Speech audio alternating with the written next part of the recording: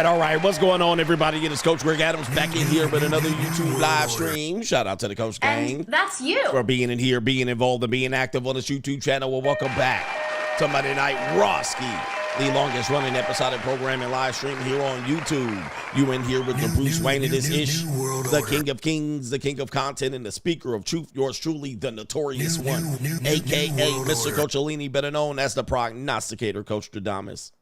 And you're in the Desert Storm bunker with none other than EWF. That is every woman's fantasy, but you can call me CGAC, God Allah. And I'll be the 12-time demonetized champion of YouTube. We got a great show for you today. Why men settle for struggle love. You want some of that struggle love. You need that struggle love. You just love some struggle love. We're going to break down why you love struggle love coming up here. And I'm missing the clip that I wanted. I cannot find the clip, but I'll break it down for you like a fraction later on in today's show. We also have the hot Tuah girl dissing the original content creator that made her famous. Interesting take on that. We also have Sunny Holston making the show, and she's a pro-bliggity black. That ain't really black, but she's anti-white. She finds out that she's a conquistador. All right, anyway. She finds out she's a conquistador. She all white. She all European. All right. And not much Puerto Rican in the house. All right. I know. I'm going to hit the horns for the Puerto Ricans. All right. She finds out that she is not a Tejano. She is not Puerto Rican. She's a whole conquistador. All right. We got that coming up. And we also have, what else do we have here?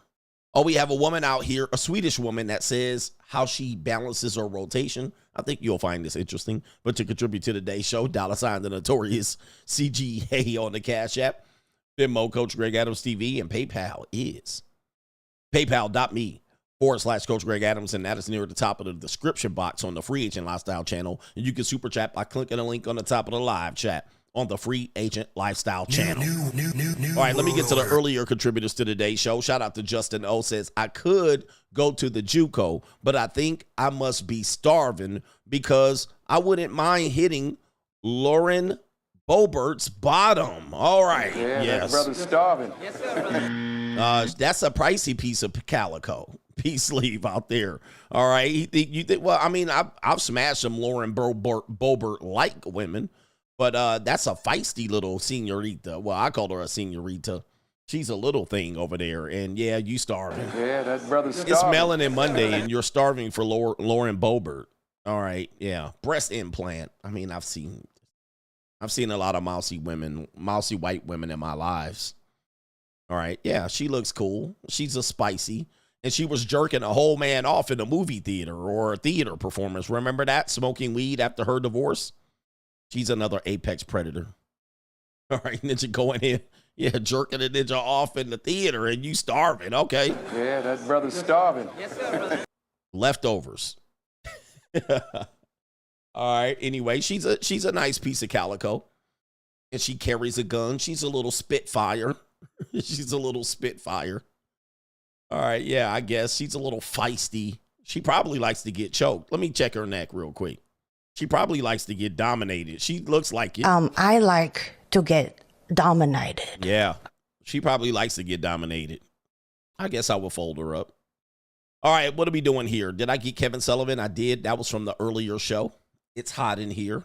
We also have Scope said, just got done with my workout. The victory sound. Let's go, Ninja. Let's get that workout. Let's get it. All right. We also have Corey's in the building. Says you the GOAT. Okay. Hey, in this space, New world order. it's getting kind of easy. All right. In this space is getting kind of easy. I'm seeing everybody. Well, I shouldn't even talk about this, but then people send me videos of this content creator and the red pill get exposed, that content creator. And I'm sitting there like quiet over here, like, and it all centers around women. Have you noticed this? Have you noticed that when a red pill content creator get exposed, it's a woman? I mean, it's almost always.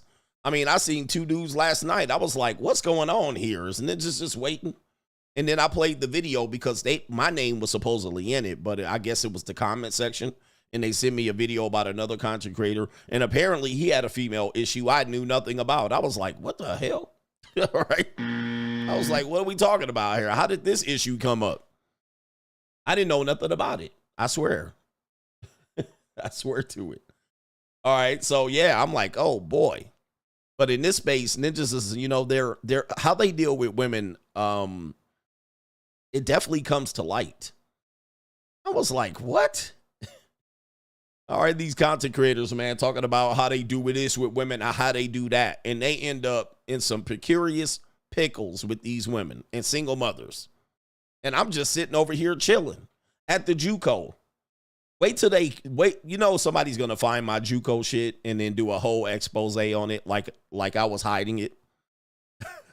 It's going to be like, and he goes to the junior college. And I'm like, ninja, everybody knows that. I hope y'all defend me in the comment section when that happens.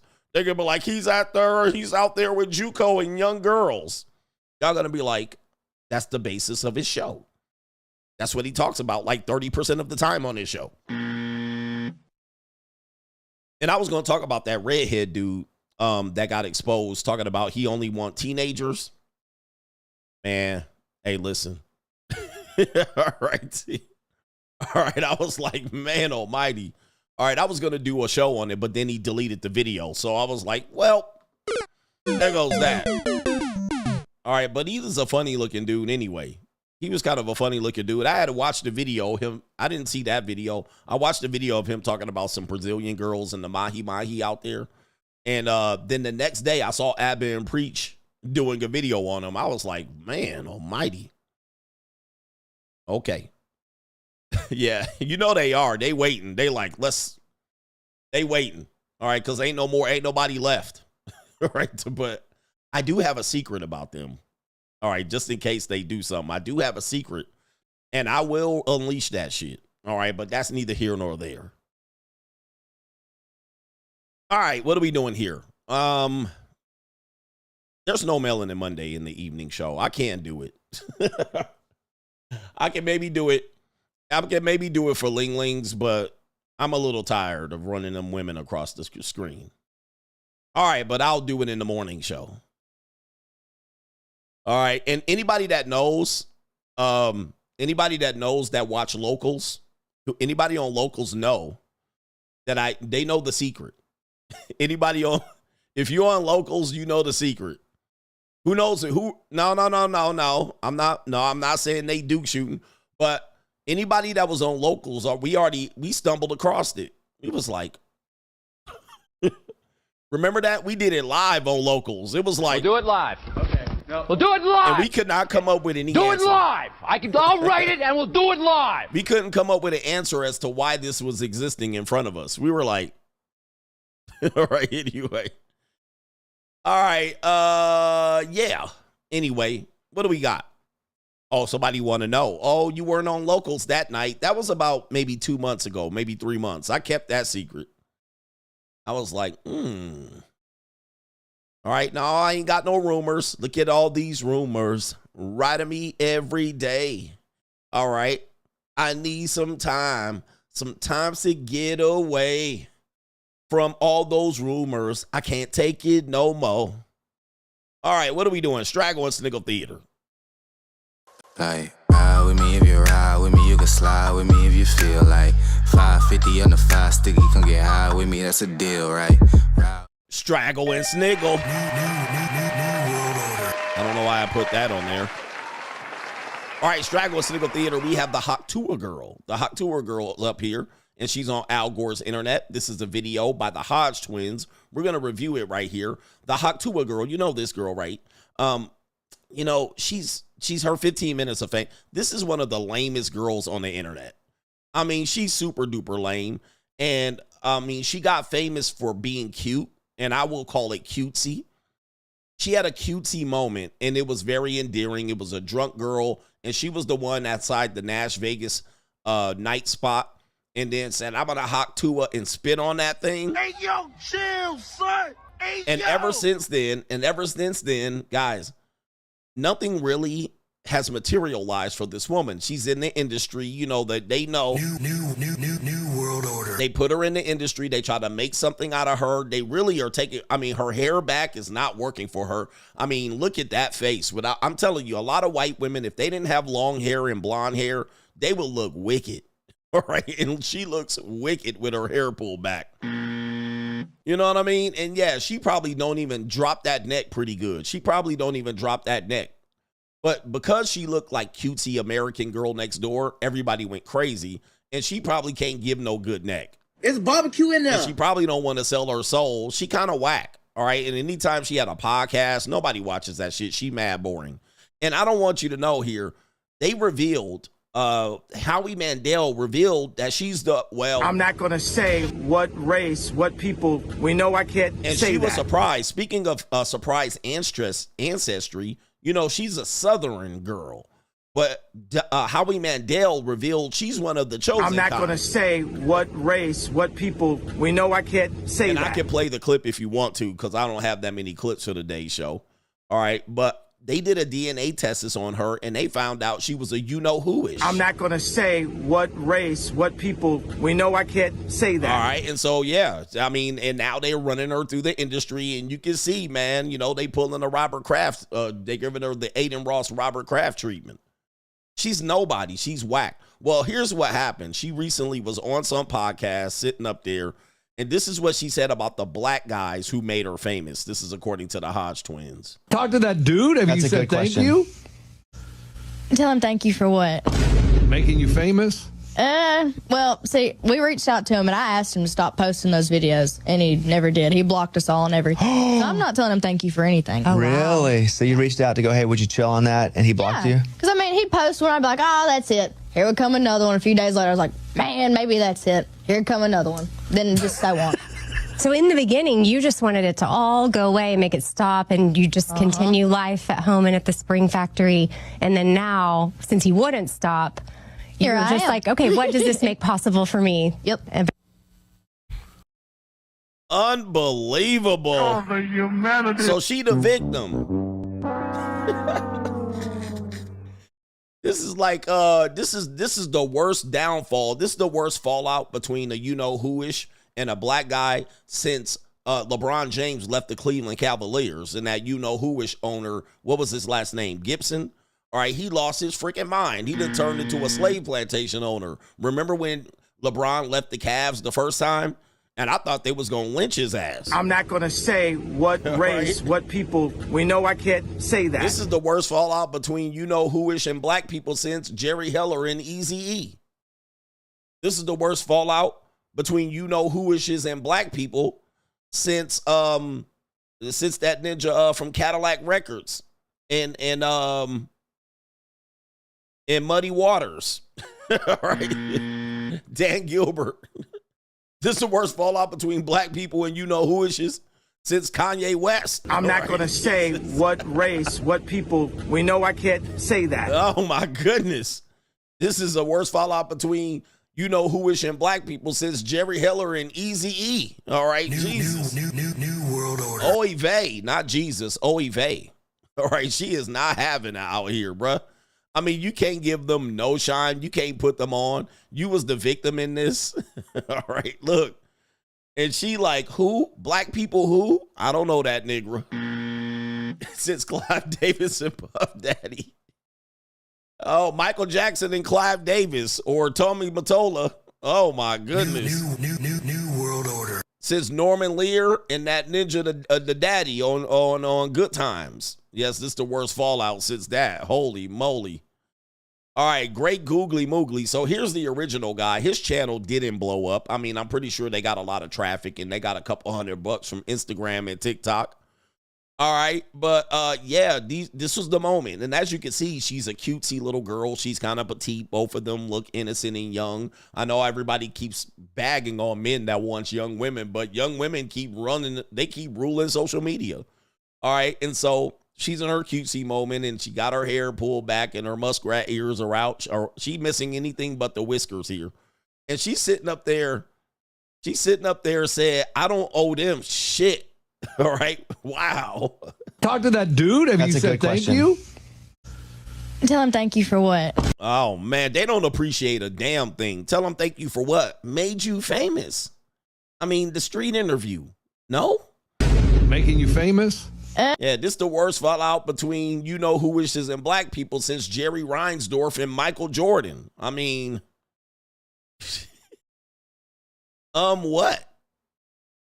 Well, see, we reached out to him and I asked him to stop posting those videos. Oh, stop posting those videos. Ma'am, you did the interview. Stop posting the videos. I am flabbergasted. You did the interview. Of course, white girl wasted. I was drunk. I don't remember it. Stop putting out so many videos. I mean, this is some entitled, ungrateful-ish. I mean, this is mind-boggling. It's madness. This is madness, man. I don't know, man. Look, you can't. And you said it. And you said it. You literally said that on Al Gore's internet. It wasn't like he forced you to say it. Apparently, according to him, you ran up to him and you stopped him and you wanted to be all in the video, all on the record, talking about spitting on it. And now she's sitting up here playing the victim, bro. Wow. That is something else. That is something else, man. That is mind-boggling. And he never did. He blocked us all and everything. All right, so he blocked her, yeah, because she probably was like, take him down. And he was like, All right, I ain't taking it down. You signed the model release for him. I'm not telling him thank you for anything. Oh, really? Wow. So you reached out to go, hey, would you chill on that? And he blocked you? Because, I mean, he'd post one. I'd be like, oh, that's it. Here would come another one. Here come another one, because you the one, you said all the shit on the Al Gore. You said all the shit on the microphone. Days later, I was like, man, maybe that's it. Here come another one. Here come another one. Just being victimized. Man, this is madness. These people are interesting, man. Then just so on. So in the beginning, you just wanted it to all go away, make it stop, and you... Yeah. I want it to all go away. I wish it never happened. I wish he would not post it. I wish it would all go away. Oh, my lordy. I mean, this is mind-numbing. The victimization of this is madness. All go away, make it stop, and you just continue. I want it to stop. I'm poor, young, and innocent. And he abused me. He was abusive. And he kept posting me. And where's the whiskers at? All right, I do have another picture of this woman here. Let me see here if we can get another picture of what's going on. Man, I tell you, man, she need to wear her hair down. All right, because her hair pulled back. She look a mess. All right, but we did find another picture of, there she is right there. Is that it? I think that's it.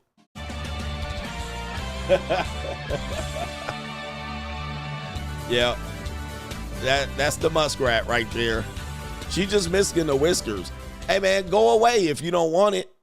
Ain't nobody, hey, look, nobody, I haven't checked for your videos, and the last one I checked was Hawk Tuah. All right, but she's sitting up there. Yeah, he was abusive. He just kept posting me without my consent. I just wanted to all go away. Go away, make it stop, and you just continue life at home and at the spring factory. I could just keep my job. Now I got millions of dollars I don't know what to do with. I wanted to do it. All right, whole muskrat right there. And he just kept posting and posting and changed my life for the better. And then now, since he wouldn't stop, you're just like, okay, what does this make possible for me? Yep. Yep, and forget him. And look at that chiseled jaw right here on this one right here. All right, that's a chiseled jaw right there. All right, boy, oh boy. All right. Unbelievable. What an entitled muskrat that is. That's terrible. And nobody even cares about the rest of her ish. I'm pretty sure you're going to see her in movies. But who goes to the movies? Who goes to the movies anymore? Like, we used to go to the movies all the time. Anyway, Straggle Sniggle Theater, we got an old trick out here. Unk got jacked for his car by some young girls. All right, so here we go right here. Name this city. Unk tried to trick on some young girls, and they stole his car. Oh, no. Having folk. Hoes took his car. Who took your car, bro? All the hoes he came with, folk. The big came with? They used this old ass. What you thought you was young ass hoes. Oh, no. Look at Damn. what? Shabby. What year? A Shabby, 2014. No, it's 13. 13, yeah. That's a truck, boy. Oh, not the Newports. This is definitely Chicago. I'm giving Chicago because they said folks, but I might be wrong. All right. It could be St. Louis or adjacent cities. Right, yeah, and wow, you going into the Newports. He really bad shape right now. Decent as hell. Where they go? They left him to drop all them hoes off. It's titled. You know the place? You got a title to it? I know. Call 12. Yeah. Make a report on that. You and your phone off, nigga? Oh, no. What is this, Ninja? What in the world? Oh, the humanity. What is that? What the hell? Oh, my God. No way. Hey, yo, chill, son. Hey, yo. Ninja, what the hell is that? Hey, bro, come on now, dog. Come on, man. He said fake GDs in Atlanta. Hey, man, what the hell kind of cigarette is that, Unk? Like, that's a triple length cigarette. Wow. Man, what the Ninja? This is terrible, bro. Hey, yo, chill, son. Hey, yo. Is that some cigar weed? Did you re-roll those? Where did you get them papers from, man? That's a crazy ass cigar weed right there. What? He said he got a square. Wow. Oh my goodness, Ninja. What? Well, get it. Look at this squat. Oh my. He did that shit. You don't see your car out here, do you? You know where the fuck he park at. He knew where the fuck he park at. That gone. Where you meet these bitches from? Which bitch linked up with you, folks? Where you meet these bitches at? No, I'm saying, which bitch linked up with you, folks? Oh no. I probably don't want to know. Where you meet these? He said there's some wet on that cigarette. Them definitely some wet on that cigarette. This Ninja about to get lit. No. My shit is dead. Damn. What happened? Straggle and Sniggle Theater. These ninjas is sniggling. These ninjas is sniggling. Oh my goodness. All right, I'm going to say this. The two brothers had a crispy hairline, all right? They did have the hairline. Now, Unk's hairline was pushed a little bit far back, but it was crispy on the back end. The other brother had a crispy hairline too. All right, but that's what happens when you out here tricking and you ain't ready to be out here tricking, all right? Listen, it gets tough out here. It gets tough out here when you out here tricking. All right, so what do we got here? Straggle and Sniggle Theater. I'm going to save this story. We have women blowing big dough. Have you guys heard of, somebody shared a video of Eddie Murphy's wife who got divorced from Eddie Murphy. Nicole Murphy is her name. She ended up dating Michael Strahan and wanted to get married, and Michael Strahan was like, nope. Then she jumped over to a bunch of other ninjas and tried to force her hand to get married. Now she's happily single. Well, originally when he divorced, Nicole Murphy divorced Eddie Murphy, apparently there was about a $13 to $14 million divorce settlement, and Eddie Murphy was not having it. All right. And Eddie Murphy makes a lot of money. I'm going to just say this, but back in the day, Eddie Murphy, this is Nicole Murphy here. When he divorced her, I remember Cat Williams would probably call her a light-skinned funny face. And these Hollywood ninjas always get these MK Ultra CIA asset women. All right, these women made in the lab. All right, these lab-oriented women. Of course, these are the upper scale women that only deal with rich ninjas, you know. Eddie Murphy didn't pay. All right, all men pay ass ninjas. Well, when he divorced her, and she a flatback, you know what I mean? She's a mulatto flatback. But they produced like 5 kids, and Eddie Murphy had to pay big time. Well, apparently, she lost all the money. All right, yeah, she lost all the money. All right, and she said, "Eddie, I won half, Eddie." All right, remember Eddie joked about that? Eddie, I won half. And look at this ninja. He's showing teeth. Niggas always gotta show. All right, this is the closest. I mean, he got a white girl now, but back in the 80s, he couldn't get a white girl. So he got a light bright, almost white. I mean, that's as close to white as you're going to get right there. I actually dated a girl that had this makeup. She wasn't as, you know, good looking and complete as this woman, but she had the green eyes, mulatto, and the curly hair. Phenomenal in bed, by the way. I miss that punani. I really don't miss it, but I could use some. All right. She got a good roar out of me. All right. But anyway, what was I talking about? All right. But what I was saying was she lost all the money. She lost 11 million of the 14 million in an investment fraud. So she gave $11 million. This woman, after she got the divorce from Eddie, he gave her $14 million. She lost $11 million of it in a year. And she ended up broke. All right, that's crazy. That's crazy. But which means, in effect, we're going to teach you here.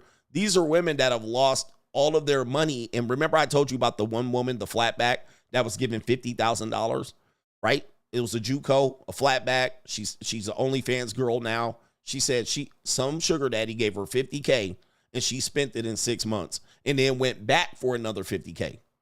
And he said, nope. All right, so these are some women here talking about how they got money, but they blew it. This says right here, when I got $25K from, I can't tell, but it says a life insurance, and I spent it in 1 month. All right, let's play the video right here. Is this the last video? And they done gave the wrong bitch money on my mama, bitch. I'm gonna show you how to do it, ho. All right, you see that right there. This woman says she got $25,000 in life insurance, and she spent it in 1 month. Man, goodness gracious. Let you get it through your thick skull that I'm broke.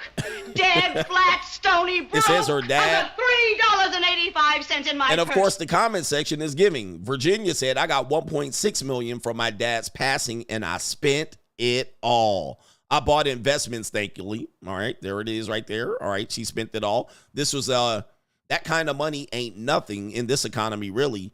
I'd spend it in less than 30 days, I swear. Okay, this one right here, that's wild. I just could not. Somebody responds. This woman says, where's the, hold on for a second. Why did I not be able to click it? Oh, we got another page right here. We have women confessing to the internet. Thank God. I got $100K for my dad's life insurance at 18. Yeah, this was generally gone. I think that shit, TS, it says right there. TS was generally gone in like a year and some change. And she says, I got to be happily unemployed for like a year straight, though. This woman says, I spent $5,000 in less than a week. All right, that's normal. And this woman says, the money I got for my car accident is gone. Oh, no. Another one says, I spent $11,000 in 1 day once. I went from balling to my card being declined in a few hours because I wasn't keeping track of it. Thank God for the internet, man. Thank God. All right.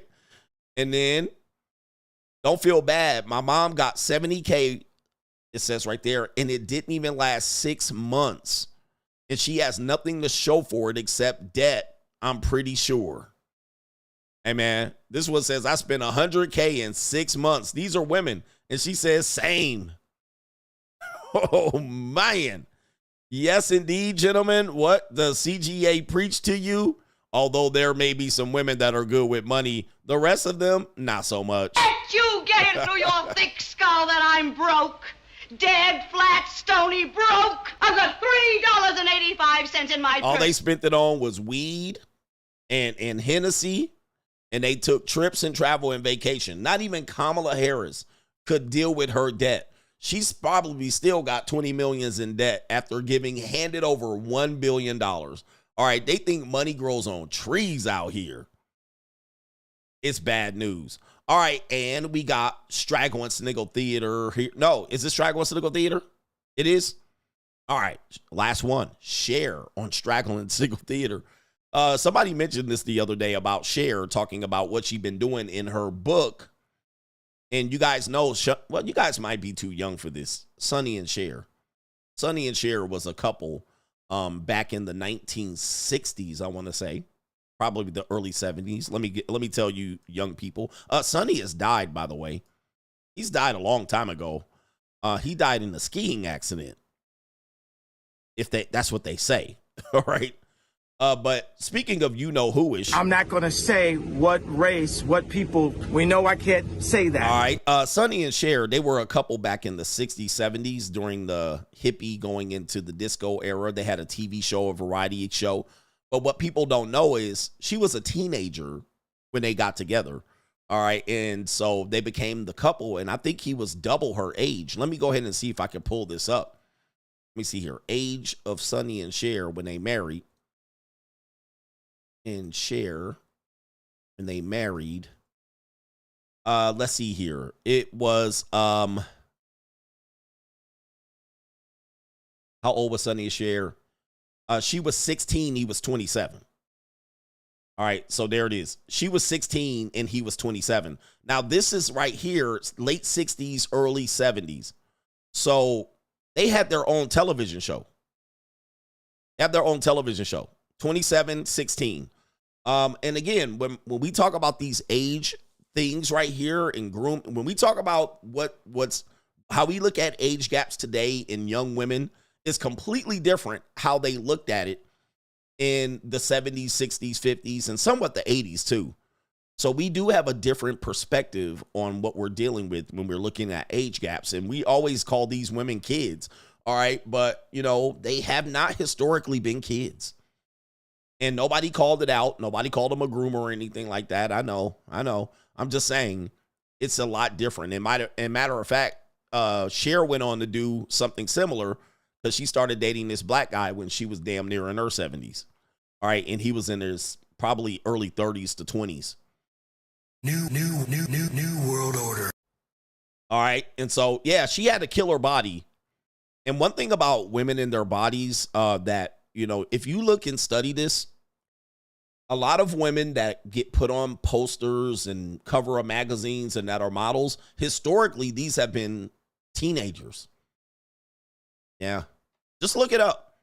Historically, the women that have been trying to follow what women look like, their style, they have been probably no older than 25 and as young as 15. Yeah, that's that industry. So then women are trying to get bodies like this. Now, the only time you see women with bodies like that is when they're like a 40-year-old divorcee, right? And they get body sculpting and tummy tucks and mommy makeovers and shit like that. That's the only time you really see women's bodies like this now.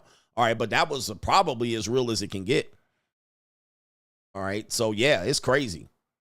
It's crazy, crazy, crazy. But yeah, she was 16 and he was, this is probably a picture that could probably tell right there. 16 and he was 27. And this ninja looked 50 right here. All right, this ninja looked 58. Man, people look old back in the day, especially when they were born before you. Well, the point of it all is she was already in these streets. I'm going to the streets. End of story. All right. She was already in these streets, and now she's on Al Gore's internet and in somebody's publishing company, Frederick Douglass's publishing company. Cher is saying, and she admits that she loaned out her virginity at 14 after being dismissed by a boy, calling it revenge sex. In the streets. Oh my goodness gracious. I'm not going to say what race, what people. We know I can't say that. Oh my goodness, Ninja. What? Oh, the humanity. She loaned out her peace sleeve? She loaned it out? What are we talking about here, bro? Like, what? And she talking about how she was out here at 14 and 15 having sex and then married Cher, Sonny at 16. Okay, let's read the story here. According to this right here, is this Straggle and Sniggle Theater still? All right, there's only going to be 3 segments. It says right here, we've heard a ton of stories about Cher's life and amazing career, but in her recent memoir, Cher the Memoir Part 1, she peeled back the layers, revealing the raw, unfiltered truth about her early years when she was young and her brainstem didn't develop. The music legend goes on as far back as to the early teens, where she talked about her first sexual experience at just 14. I thought it didn't matter. I thought it was in the past. I thought body counts were in the past. But now, these women, you cannot help them. They love to talk about their old sexual experiences and shit. This is like that woman, Jack LaLanne's wife, or Ted Turner's wife, ex-wife, talking about Marvin Gaye, and he was dead as a doorknob. You know, Marvin Gaye wanted to hit it. All right, while looking back on this time, it says right here, she encountered a romance with a neighborhood boy. Oh, really? A neighborhood boy. In these streets. She said she would often kiss him in her bedroom. Where's her parents at? But when his friends were around, he changed his whole behavior. He was sweet enough when we were alone, but as soon as his friends came around, he'd treat me like an embarrassing kid. All right, I want to know how old the boy was. I want to know how old the boy was. This is all important because 2 years later, she's married to a whole 27-year-old. How old is the boy here? Because now he's treating you like an embarrassing kid. I guarantee you this dude was 17, 18, or 19. Okay, because you up there doing the freaky deaky up in your bedroom, and then when his friends come around, you was just an embarrassing kid. I guarantee you the ninja was older. Let me see here. Let's see here. It says right here, Cher recalled the painful memory of her boyfriend's friends planning a restaurant outing one day and asked him if he was bringing that kid. Oh, no. Oh, the humanity. Oh, Jesus. If you're going to bring that kid, he was older. He definitely was an older ninja that had a t-shirt with the cigarettes wrapped in this shit like that. He was a greaser. I guarantee you he was 20 plus. And I'm going to tell you, back in the day, they used to let that shit go. I know people don't believe it. People didn't really, they didn't sound the alarm on shit like that. We go into the restaurant. You going to bring the kid with you? You know, the kid you're fucking when the mom's not there? Oh, my goodness. It says right here, Cher's boyfriend ended up ditching her that day. I don't think they were boyfriend. And all she could think about was revenge. I was so hurt when he did that. I had revenge sex with him. It wasn't a decision made from desire. Rather, it was an act of deviance against the pain of rejection. I never wanted to. He says, I had never wanted to. Otherwise, I would have had done it with one of the 500 other times he asked. Huh? So you had revenge sex with him? Oh, the humanity. I am thoroughly confused now. You had revenge sex with the same guy that rejected you. And he said you was on you for 500 times, okay? But I was so angry at being dismissed, I decided to, if not lose, loan out my vagina to him. It was an attempt to reclaim some semblance of power in a situation that left her feeling diminished.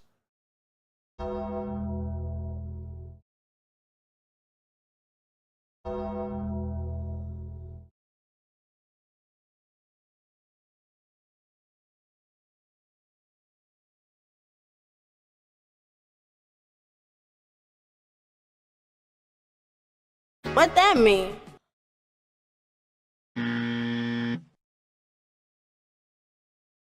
Okay. You showed him. You sure showed him. Way to teach him a lesson.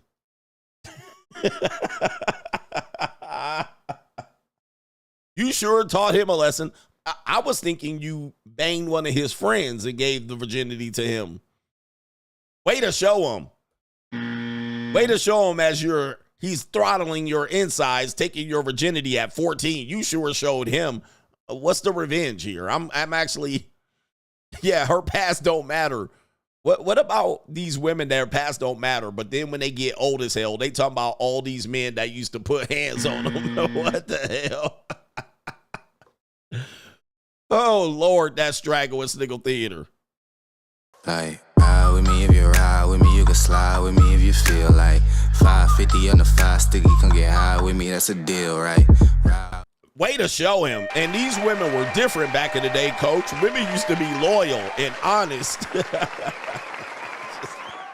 They used to be loyal and honest, and they used to be faithful. Oh, really? All right, we got a 14-year-old getting her guts pushed in by a 20-year-old, and she later marries a 27-year-old ninja. All right, goodness gracious. The past used to be different. Women used to have respectful relationships. Okay. Shout out to Pro Mansplainer says. He says, I once dated a light skin who looked like Sean Young in Blade Runner, amazing in bed but crazy jealous, wanted to stab a bitch over me. No. And Sean Young, I'm hoping is a woman. All right, let me see here. Oh, it is. All right, I was about to say, my ninja. Oh, boy. All right, yeah, she doesn't look like that anymore, so I won't bring it up. I'm going to have to bring up her old pictures. Sean Young is a woman. Shout out to you, man. Nah, we don't need no crazy women out here. But you do be getting sprung. Ninjas be getting sprung over chickens like this. Shout out to our brother here. It is Connor Brown. Any chance I could be unbanned? All right. What happened to you, Ninja? Oh, my goodness. Now everybody wants to be unbanned. Coach, I want to be unbanned, too. I don't know. Somebody was going skitty pop on y'all. Maybe it was KT King. All right, y'all keeping KT King busy out here. All right, maybe not talk so much. I don't know what y'all were doing. KT King, do you have something to say? Do y'all have something to say? All right, where we at here? Mentions, I don't even know where. I have to figure out. I have to figure out where that is. I always know where it is, and then when I'm on the show, y'all want me to do it during the show. I don't know how to fucking do it. All right, here we go right here. Because I got to go through all of these fucking lists. All right, what happened? All right, y'all got put in the jail. Y'all got put in jail. All right, I don't see. Oh, there's 280 more people that have been banned. Oh, shit. You got to go through all of these, bro. I can't do it live. Yeah. I wish they had it in order. Oh, look, there's some big YouTubers that got banned. I didn't do it. All right, y'all in here getting banned, and you want me to pull it up in the middle of the show. There's like 400 names in here. Who banning all these people? I don't even ban people. I know if you've been banned, I probably have banned some people. I'll take that back. Some of y'all I banned just because y'all start saying stupid shit. All right, but I don't ban you. All right, I don't see y'all on the list. I don't see you on the list. All right, he said unban all. Yeah, right. All right, what are we doing here? Because then y'all ninjas will have to get rebanned. All right, let me see here. I mean, what the hell? Who cares? I don't read the comments. Yeah, there are some famous YouTubers in there, man. And I heard they banned me. All right, I tried to go in and like somebody's picture. I was like, and then they said, you can't like this. You've been banned. I was like, who the hell was this? It was a big time YouTuber in this space. I was like, why the fuck did he block me? All right, shout out to 3 the heart. Somebody said you took my wrench the other day because you was in here dick riding Andrew Tate. And guess what? Y'all was in here lying about Andrew Tate. Y'all was in here, Tate case got dismissed, and it didn't. All right. New world order. Hey, I need y'all to stop watching Andrew Tate break news. That nigga be lying his ass off. All right, he be lying. Whatever he says about his case is a filthy, rotten lie. All right, why don't y'all wait for the real news to come out? Because whatever he announces as breaking news, he lying. All right. Right. It was somebody else. Oh, I don't know. All right, but I'll be like, this ninja, man, he'd be like, y'all jumped in there right off his Twitter. Oh, his case got dismissed. And it didn't. He still got a case. Right? And once his case is dismissed, they're going to ship his ass out to the United Kingdom. All right, y'all not following the case? He probably watching me. He like, why you be going in on me? Why you be going on me? I hope you guys know, if they ever dismiss that case fully with prejudice, they will ship that ninja back to the UK. He going nowhere. This ninja got a whole fight. This ninja fighting for his life. Right? Anyway. And then y'all jump in here, all caps. Take the case dismissed. And I was like, ninja, I had to start blocking y'all. I was like, this is not true. It's not true. But anyway, let's just say he beats his case. They're going to extradite him to UK, and they're going to get some too. All right, shout out to Andrew, man. I guess what it is, man. But look, it ain't me, but they in here bootlicking you, and I had to ban them. But I don't take no bootlickers in here. Pause. Shout out to 3 the Hard Way says, I just joined Locals, and the video you did about the delusional JUCO answered all my questions about how these old biddies are dominating the space. He says it's hard not to find some old half-used up offering half-used poom-poom now. Still wish you would talk about alternative sites, though. I do. Ninja, watch the streams. I talk about alternative sites every stream for the last 5 months. I don't know. Did you not see that? Go back and look at the streams. I always dedicate 10 minutes to talk about alternative sites. Huh? I mean, I don't know. I'm confused. JUCO people, tell them. Sometimes it's right at the beginning of the stream. I go through this site, this site, this site. All right. So anyway, join me over on Locals. The party's over there. After the party. Let's go ahead and throw the Locals link in there. But yep, I talk about at least 6, 7 of them. All right, one after the other. He said, "Pay attention, fam." I talk about multiple sites. Every stream, and I show you what's up, ninja. Ooh, if y'all don't know, if you're a young person right now, if you're a young man, brothers, it's rowdy rough on y'all out here. It's rowdy and rough. Do you know what your future wives are doing out here? I do. Shout out to our brother Alexander Ruffin in the building. He says, Coach, I was having this conversation about taking a woman out of survival mode, and this woman finally admitted that most women are in survival mode. Laughing my ass off. You're undefeated. Let you get it through your thick skull that I'm broke. Broke. Dead, flat, stony broke. I've got $3.85 in my purse. 100%. 100%. And I am not exaggerating out here. I'm going to say this again, and I want you to pay attention. Number 1, hit the like button. Number 2, and I'm not saying this to belittle women, because many Americans are in the situation. You don't realize many Americans are down bad, meaning that they don't know if they're coming or going. And it's sad to see because, yeah, it takes a while. You guys are born in a very, very tough economy. Very, very tough economy. This is a tough one. I will agree with you. This is tough times. The cost of things, consumerism, materialism, social media, and there are people who are living lifestyles that you're trying to keep up to. And this is a tough economy. If you find a woman under 30, there's a 98% chance she's broke. And I don't care how much money she makes. She's under 30. There's a 98% chance. I would say 98% of women under 30 are dead, flat, stony broke. So that's just that. Now, if they are a single mother under 35 or 40, there's an 85 to 90% chance she is broke. Now, when I say that, the reason why I say that is a lot of times you're trying to find out why dating isn't working. In the economy, the economics is just not working right now. So women feel like they could do bad by themselves. But they do reach out to men that do have money, and that creates another marketplace. And I call it the monetized dating marketplace. Now, when you talk about women 50, 60, and 70, there's a high chance that the majority, like 80, 90% of them are broke. I mean, broke, busted, and disgusted.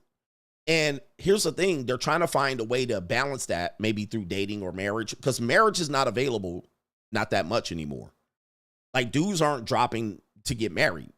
So not a lot of men. So marriage isn't an out for them.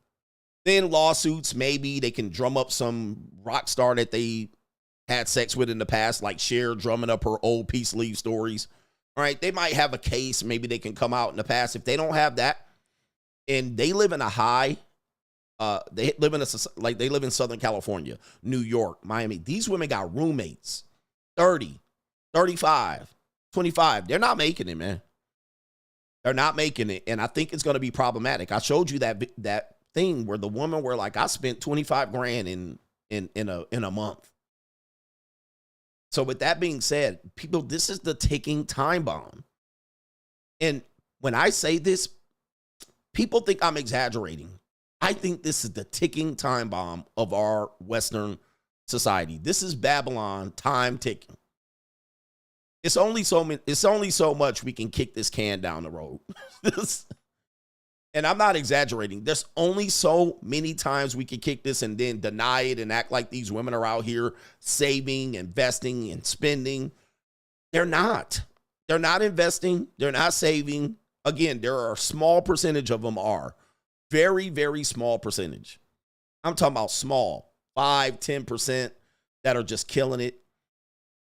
And if they got to, I mean, so what is causing is a lot of these women are looking for alternatives, which are they're looking for romantic relationships that possibly can be there with men that are high value, high income earners.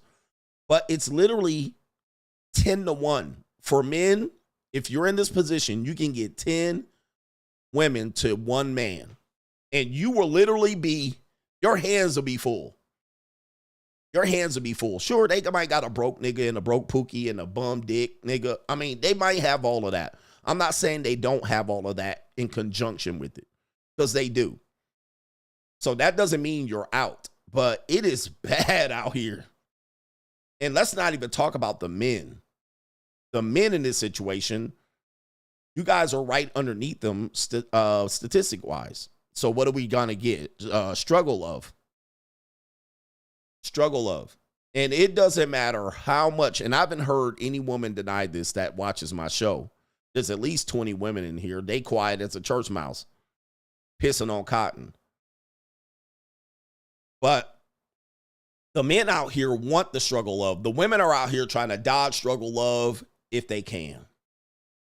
All right. But it is bad, man. It's bad. It is super duper bad. I mean, I don't know how this economy is going to last. And by the way, I predicted all of this, so don't think this is a new discovery by me. I said we up Schitt's Creek. This was me in 2019. I was like, ooh, we a mess. I was like, we'll never recover from this. And then COVID hit. I was like, oh, it's over. All right, it's a wrap. Then when COVID hit, I was like, y'all niggas about to get buried. It's a ninja, what do they call it? The tombstone match. I was like, people will never recover from this. And y'all sat at home eating bonbons and watching Netflix. Y'all was watching the Tiger King, acting like nothing was about to happen to y'all people. Y'all. And I was up here like, nah, don't listen to them. Go to work. Right? I was like, go to work. Don't listen to them. And I was like, it'll be okay. It'll be over in, 10 days to slow down the spread. I was like, oh, no. And y'all was calling me all kind of conspiracy theorists. And I said, guys, this is it. Like, if you guys fall for this, it's a wrap. Then it was like, oh, it didn't slow down the spread. The numbers are still up. Give it about 3 more months. I was like, oh, fuck. I was like, don't believe them. Go back to work. And then y'all set up chilling. Then they set up your little work at home scenario after about 8, 10, 15 weeks. Then they figured out how to work from home, and y'all was out here in your panties and drawers, but you had your shirt on. And I was like, you had to flatten the curve. And I was like, oh my God. I was like, you guys are fucked. Because I'm like, we're never going to recover from this. Now, if anybody doesn't draw the connection between that time, and I was in real time, 2020 vision, I was right there. I was telling you the whole time, we are going to be screwed. And then the interest rates went up 2022, right when they let y'all out the house. And I was like, now that you can go out of the house, you can't afford to go nowhere. How are we supposed to feed a family of 5? I was like, you're done. I was like, I don't know if we'll catch up. But at the time, I was living in Newport Beach, California. Oh, nobody was affected out there. Because I was still going to South Coast Plaza, and they was shopping. The Asians, the Middle Easterns, the whites, all right? These people were shopping. They were shopping and spending big money. I was like, oh, they the ones got the money. Meanwhile, everybody else sitting up trying to figure out how to get it. And I was like, dude, you guys cannot sit around. Can't do it. Then they got y'all scamming for PPP loans, put y'all niggas in jail. I was like, unbelievable. Hey, I was the one telling y'all. That's why I'm demonetized, by the way. It was like, we can't let this guy get monetized, right? Wait for your stimmy check. I didn't get my $1,500. With my $1,500 check, as soon as you got the check, it was gone, all right? Oh, my Lord. Yeah, people stopped paying rent. I was like, oh, no. I was like, you realize this is going to set you back. People stopped paying their rent. They started taking rent moratoriums, and they kicked it down the road, 18 months to 3 years rent moratorium. And I was like, who was watching me during this time? I was like, we are through with these dumbasses. I was like, y'all took the rent voucher. Y'all took the rent moratorium and the student loan moratorium. I was saying, as soon as the rent moratorium and the student loan moratoriums lifted, y'all cooked. Cooked. And this is where we are now, cooked. People were calling Dave Ramsey, and I was playing the clips. Well, you know, I have $80,000 in student loan debt. I'm hoping Joe Biden wins the election, and then he cancels the debt. I was like, oh my goodness. Hey man, Ninja, I'm going to read the chats. Just chill out. Let me flow. I was like, y'all cooked. During that time, I was trying to warn y'all, but y'all didn't want to listen. And I'm going to get a shot too. I was like, remember how important those shots were? I'm going to ask you right now. In the last 2 years, has anybody asked you about a shot? Remember that? Hey, you're going to be killing granny killers. You're the problem. Remember that? Everybody was on each other's neck. I guarantee you in 2 years, nobody has asked you about any motherfucking shot. Not one person in 2 years. Right? And I was like, dude, this is all hype. They getting you all gassed up. In about 5 years, nobody's going to care. No, this is going to be the biggest thing. It's going to matter. Not one person that's asked you, hey, do you have your shot? No, nobody. And y'all was running around here with cars and IDs. I was like, oh, my Lord. And I said this. I said, I will never forgive the American people for this. Yep. You see, though, Rusco, never forget. And you notice I'm bringing this up and y'all getting uncomfortable. But I said, I'm never going to trust people ever again. Ever again. I was like, I'm done with people. Because I was like, y'all showing your whole ass. And we are right now. None of it matters. It's 2025. None of that shit matters. Y'all was all in hysteria, trying to poke your kids and all shit. My ex-wife at the time wanted to give our kids the poke. I was like, hell no, over my dead body. And they were saying, if we don't get it, we ain't going to be able to go back to school. I was like, they can't do that. Just relax. And they were like, I'm going to get it. Because then they're going to make the people who didn't get it wear a mask in class. I was like, yeah. I was trying to tell my kids, I was like, my son was with me. My daughter was freaking out. I was like, just chill, bro. They can't do that. Right here. Man, y'all piss me off, bro. I'm telling you, man. Look, shout out to our brother KP. KP says, Coach, there is an And KP, is this you out here screaming about read the chat? I'll get to it.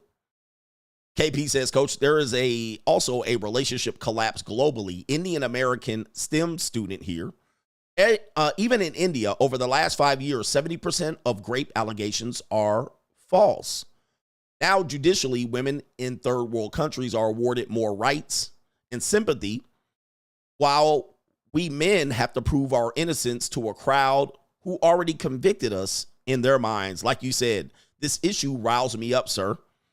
Now, I've done some great streams, so many great streams. I'm impressed with the amount of information I've given out. I did a grape stream where I talked about the amount of grapes that go not even to the district attorney. And it's close to about 80%. One of the reasons why it's a he said, she said. They're almost very hard to even prosecute.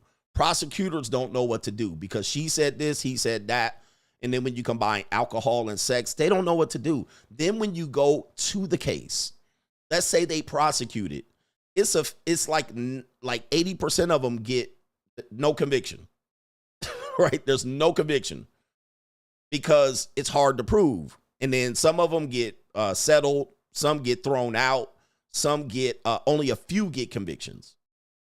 The problem is this hurts real victims. Number one, so real victims, male or female, child or adult, they get hurt because they get discouraged. They're like, even if I tell, nothing happens. But there's a lot of fake allegations that get exposed as fake, but they go to prosecute them or they're determined fake before they even get to the prosecution, right? And that's problematic. And then you have the issue of the men, they suffer from it because the court of public opinion already convicts them. So it is a tough scenario. And I feel bad for the real true victims at the same time because these are hard to prove. Schwab Genius says Tate is great for the space, but it's more for young boys. CGA is a grown man show. Yeah, I'm a grown man show. Some people, young guys don't really, I mean, there's some young guys that watch my show, but a lot of young guys still have hope. Right, so they might like Tate because he looks like a superhero. He looks like a superhero. He looks like a anti-hero, like a villain. So they're kind of attracted to that, and he has the cars and the lifestyle and or perceived lifestyle. All right, he's a happily married man, and he also is a father of a daughter. So he's not. I don't know what he's telling y'all. I don't know. I don't watch him that much, but it ain't what you think. And then you also have a lot of young boys, they still playing that cold approach thing, right? They still playing that cold approach thing. Should I talk? Choosing signals. They're really confused. A lot of young men, you know, you're at that age. Like, should I be out here approaching? Oh, I missed it. Shoot or shoot. How do I looks max, hag max? You know, if you're between the ages of like 15 and 23, maybe 30, maybe 28, you're trying to figure it out. Right? Oh, man, I missed her. Okay, she winked at me. She looked at me. What do I say? What do I do? You're trying to figure that out. Yeah. Undercover simps, you call them? Yeah. But it's I'm going to tell you, these men are going to waste a lot of time because they're trying to figure that out. And it's tough to see. I mean, it's tough to see where men are. At least I'm trying to help men with some opinions. Of course, I'm not in your space anymore, so I'm outside of that. So you might be like, well, I don't have the money, coach, and you're out here. Okay. Then just be crying. My man said, I'm 19. I learned my lesson with cold approaching. It is one of the biggest distractions that young men have going on. Ladies, I want you to listen to me. The 15 ladies in here, meow. You don't realize how distracted men are just going outside. Just walking outside. These young men are distracted with life in general. And they're running around hopped up on testosterone, peak testosterone. Well, of course, these young guys got low T. And they go outside and they can't think about anything else, but they be walking outside like this. As soon as they walk out, they be doing this. I smell pussy. That's what they do when they go outside. They going outside, and every girl that walks by them, this is the plight, this is the life of a man. We go outside, and it's just nothing but prime calico walking outside. We go outside, and it's calico in the air. I smell pussy. Titties everywhere. Titties just jiggling. Titties and moving in figure eights. Titties just bouncing. It don't matter if it's an old bitch, 70 years old, or a young bitch. We all looking. I'll fuck her. I'll fuck her. I'll do her too. Yes, I'll do that too. I'll fuck that one too. All right, that one too. She ugly, but I'll fuck her. I'll fuck her. If nobody knows about this, I definitely fuck her. That's how ninjas walk outside. All day. Just trying to stick something. All day. It's like a damn buffet outside. It's like a smorgasbord. It depends on where you are, too. If you at your high school or your college, it's really just... Ninjas just... I smell pussy. All day. They go to the grocery store, Starbucks. They only doing shit just to go. They only doing shit just to go see where the women are. In the Starbucks line, playing pocket pool, like, yeah, oh, yes, I would do her too. All right. Right? Just going nuts all day. Just. And do not let, they sitting up there in they Lululemon, and women just walking around. They act like they don't even know. They don't even know. They just walking around, just hair just bouncing and flowing in the wind and blowing and breezing. All right, they got their little ass out and they Lululemon and they tank top, and they just walking outside, putting on a show. And this is outside. We just seeing booties just left, right, left. We just all day just looking at ass, looking at feet, just looking at hair like, oh, I'll take her. I'll take her too. Ninja just distracted with life. This is the plight of men in general, no matter what age. It wears off a little bit when you get older, just a little bit. Just a little bit. All right, but Ninjas is going all day trying to find where calico is. Ninjas going into Rite Aid. Ninjas going into Baskin and Robbins. Just, oh, they go to manager. Oh, look at her. All right, there she goes. I'd fuck her too. 98% of men will fuck 98% of women on the spot. And don't let them fluffy jigglies be out and they can see a little cleavage. You're like, oh.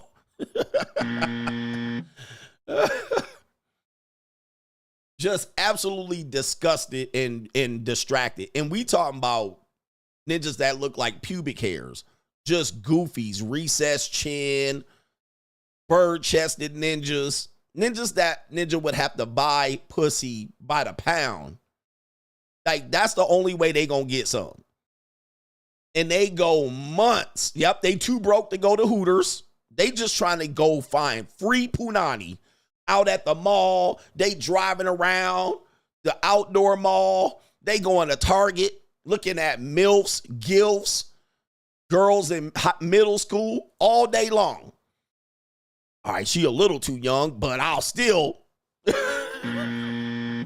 Neck beard, men with man breasts, goofy ninjas, dandruff ninjas, ninjas on the spectrum. And then they come back to Al Gore's internet and talk shit. All right, I was out there and I was gonna cold approach this woman because I think she gave me some choosing signals. This was the choosing signal right here. That was the choosing signal. She gave me the choosing signal. What did she do? Well, she looked at me. And what? She smiled. And then what? Right? This is the plight of young men. All day long, just thinking about calico. They think about their math problem and pussy. Then they think about their English homework and pussy. All day long. They playing video games and it's a girl character. Them niggas be pussy. All day long. And 60% of these men ain't getting no punani. None. All right, what do I need to do? Maybe I can work on my mouthpiece and my masculine frame, and I could go out there.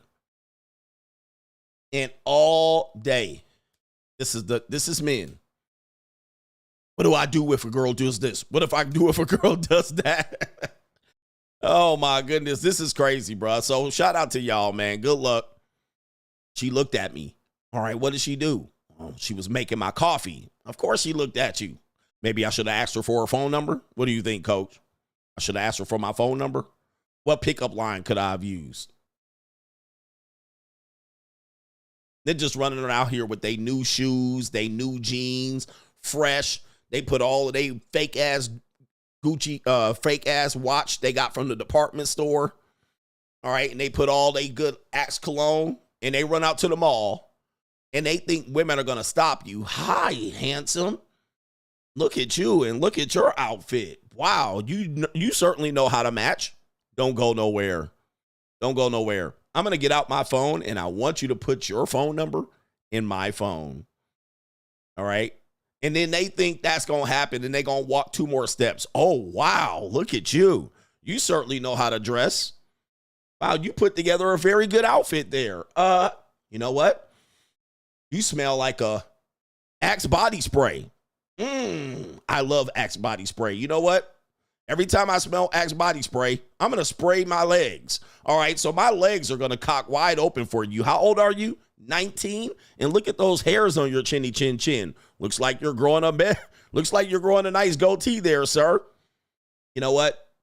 Why don't you take me home right now and do me for 2 hours? That's a male dream right there. That's a male dream. Right here. Do me for 2 hours because you know how to match your shoes and your belt. And you know how to match your shirt with your jeans. Oh, my gosh. And it's not even fall. You know not to wear white. That is men all day long. Every day, including Sunday. Y'all can't get nothing else done without thinking about some of these broads out here. All right. So anyway.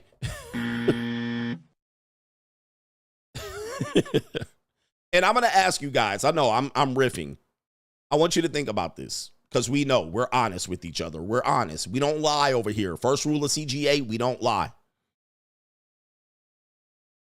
Of all the times you've done this activity, of all the times you've done this, just think about this. There's 365 days out of the year.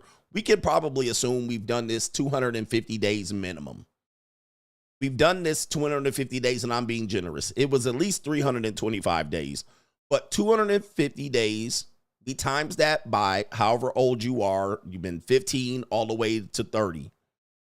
Do the math on that, quick math. We're talking over thousands of days. How many days has your dream come true?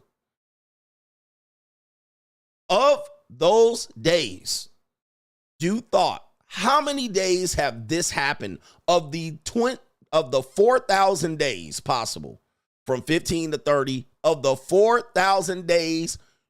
How many days has this happened? How many days did your dream come true? I want you to think. Yeah, soldier for God, a good 15 days tops. Some, none. Some of you guys, none. But really, 15, 10, 5, 1, 0,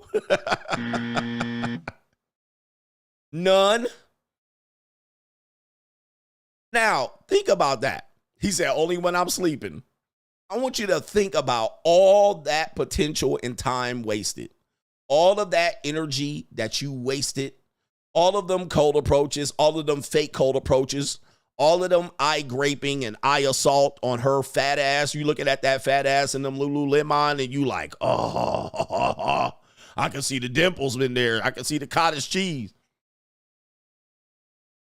of all of these thousands of days, maybe your best 15.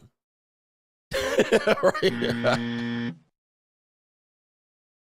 It is often nothing happens. You go home and you come back empty-handed. You come home, you come back distracted and frustrated. You come home mad at the world. You come home still horny as a goat. Looking at camel toe and titties and area. You looking at all these women and nothing happens. Look at all these guys leaving. Look at all these guys leaving. They can't stand it. They can't stand the reality. I'll be giving y'all a reality check out here. You guys are wasting your time. Wasting time and potential and energy with something that is a hope or a wish at best. Low percentage. And even if you smash, it's probably going to be a fat girl, a goofy chick, a chubby bunny. It ain't going to be no prime calico. And we don't lie over here. It ain't going to be no prime. You probably jerked off 80 times more than you actually got a number and hit.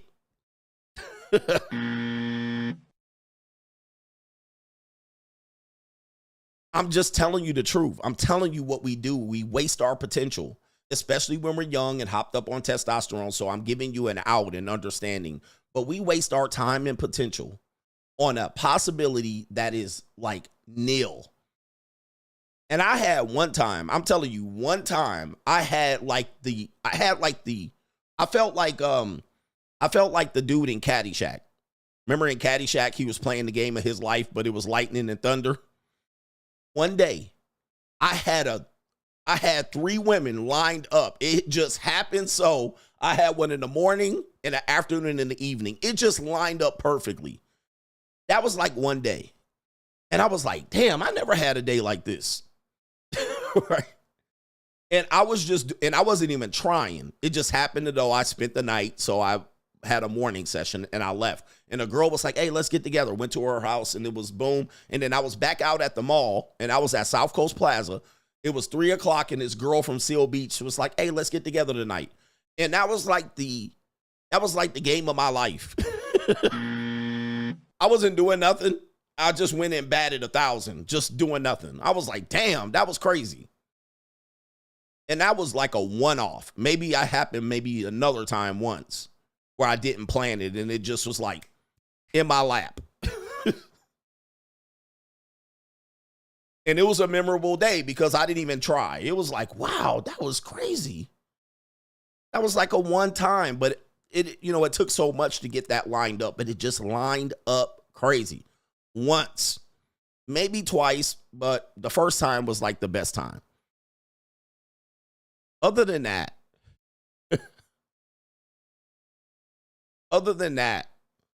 most of the time, these are just pipe dreams. It ain't going to happen the way you want it to happen. Really, you got to not be watching it. It makes a difference. But yeah, I was hot that day. Ninja was from the field like wham. But that was it. And none of those were people that were like I met that day. There were people that I already knew and were working on, and it just happened that they lined up. Early morning, then afternoon, then evening. Other than that, he was like, today was a good day. Right here. He says right here, what is all that meaningless sex doing? Ask yourself, Ninja. Ask yourself. Is sex one of those things? We can talk about it, guys. Is sex that important to you? Because some people can't have meaningless sex. Now, me, I can. But I will tell you, it's not fulfilling. The problem is once you do it, you can't take it back. All right, but some people are like, I want sex to mean something. I want her to love me. And I want it to mean something and a commitment. And I want Lord to look down on me and be proud. Right? Some people are like that. I am not like that.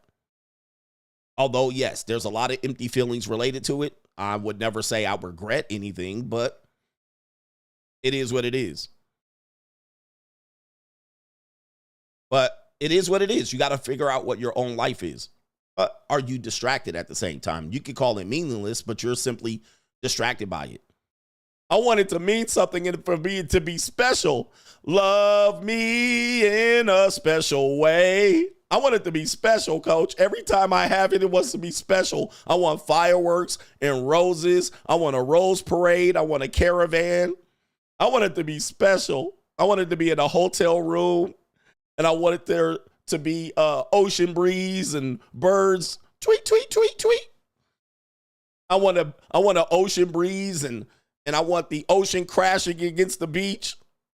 Love me in a special way. They just want it to be special. I want it to mean something. I want her soul. I want her gazing into my eyes. I want it for only to be me. I want to be her first. Right. I want it to be my first. I want it to be her first time and my first time. Love me in a special way. What more can I say? Love me now. I want the perfect music. I want 18 candles. I want it to be dim lights. I want to run ice cubes down her areola. All right, anyway, shout out to y'all. Hey, thanks for letting me riff. Mikey says, Coach, during the Plandemic, I had a recruiting agency. I only had a few clients, and one of them required their employees to have the jab. The jab literally made my job harder, hurting my commission. And guess what? It didn't mean anything, which was sad. Like all of that, and it hurt your pockets, and now we had to reset. It hurt my pockets too. Rashido Brown says, Coach Stradamus for real. All right, Coach Stradamus is trying to tell y'all. Right. Fixes the Mind says, I think men who don't pay and don't want to pay don't want to be known as men who can't get it unless they pay for it, especially by their peers. I mean, this is an American thing. I'm just letting you know. All right. I actually heard a woman say recently, these are men that can't get it for free. How many men are getting it for free? Anybody know? I mean, when I say free, you know what I mean? Not no hookup. Not no hookup here and there. We're talking about somebody that could just get access to a woman routinely for free. Anybody know? Nobody knows. Nobody can tell me.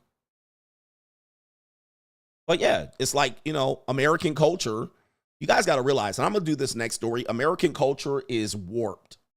Although we are the leaders in the industry, our culture is warped. And we are constantly fighting demons that shouldn't need to be fought. A lot of people don't fight these demons, right? They don't. They don't fight the demons like this. But we fight these demons. I want to show I get pussy on merit alone. All right. I want to show that when I'm outside and I do something, the woman rewards me for my effort. All right. And as a result, she gives me her cookie as a treat. All right. She says, you did all of this for me. You got dressed. You put on your Air Force One bricks. All right. You creased your khakis. All right. Good job. Punani as a reward. You did it. And then you walk outside. Yes, I really did it. I did it. Oh my gosh. Where's my trophy? You get a little trophy. You put it up on your mantle. Look what I did. I got free punani. I got free punani. Look at this. I put it right up here. On this day, I got a free piece of peace leave. You see this? Women really like me. They don't like you though. They like me. Look at that. I have a trophy right here. Free punani on this day.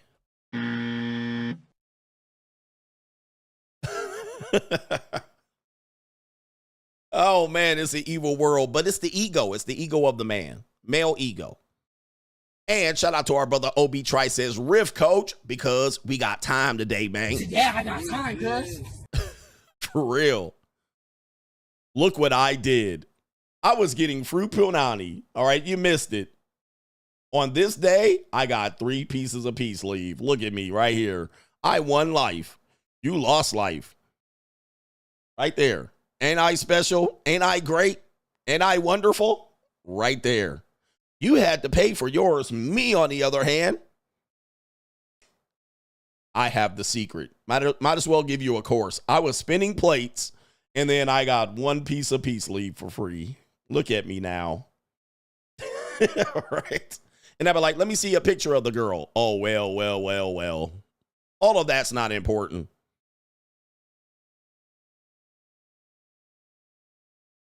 Hold on for a second. Let me see here.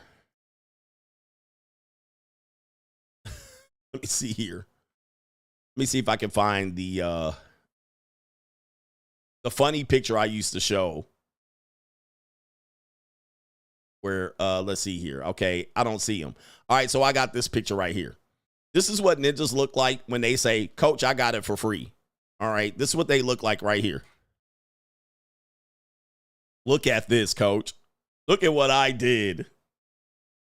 All right, and you, Coach, you had to pay for yours. Me, on the other hand, I got a trophy for me. Look at this.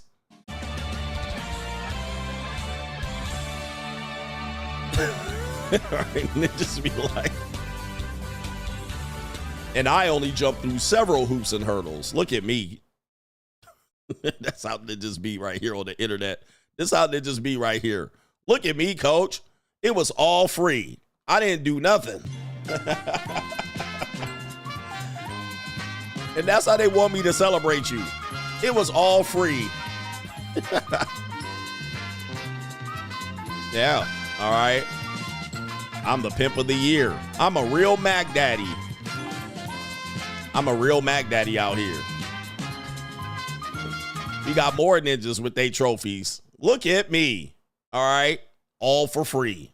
Every time I've banged, it's been for free. Ass ninjas.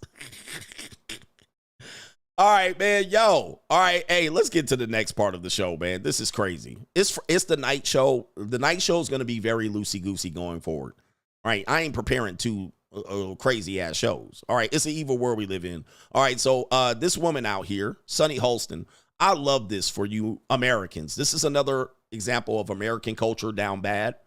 So Americans have this thing. I mean, we're supposed to be the master country. We're supposed to be the country that everybody emulates. It is not until you leave the country that people don't really, they find you guys arrogant. So American has this problem about dating and romance, dating and relationships, right? You guys can't get it together. Even though we're the richest, one of the richest people in the world, the majority of our citizens are richer. Our homeless people are richer than any homeless people, if they have homelessness there. Our middle class people are richer than the upper class people in many countries. And we have the potential to grow economically. We also are distracted and sidetracked by romance, relationships, marriage, dating, right? We're sidetracked. And also, we're sidetracked by race. We're one of the only countries that have this issue with black and white. But then it even goes further because other countries, other people here break it down by, their loyal or allegiance to their culture, which is going to be where they came from or their family. So you got the Latinos. You ever see one of these soccer games? You got the Latinos going crazy. All right, people really hold on to their culture here, and they identify with that first. And then if you watch our brother Brooklyn St. Michael, he breaks down how black and white became a thing. So really, it's just a figment of your imagination. People don't really talk about black and white like that in other countries. They don't identify with that first. So when we go to other countries, you guys will find out that you're identified not by your race necessarily, you're identified by your nationality. And most people are nation oriented, right? What nation are you from? People really, they might say Africa, but they might even say, right, where they're from in Africa. I'm Nigerian. So that's an example of nationality. When I travel, I'm American. And I've had a lot of people actually, they will figure that out. Oh, you're Americano. Oh, you're American. But when I go back to America, I'm black. Like that's the first thing. I'm not American. I'm black. When I go to Italy, even people not from Italy, they're from other countries. I'm in tourist areas and I don't talk. They don't know where I'm from. They don't know who I am. They can clearly see that I'm black, but they don't know from where. Now, when I start talking, they go American. And that's more important to them than me being black. They can clearly see that, and they have black people where they're from. But when you start talking and they hear your dialect or your accent, they say American. Now, we do have a little bit of nationality here, but it's normally state, which are state nations.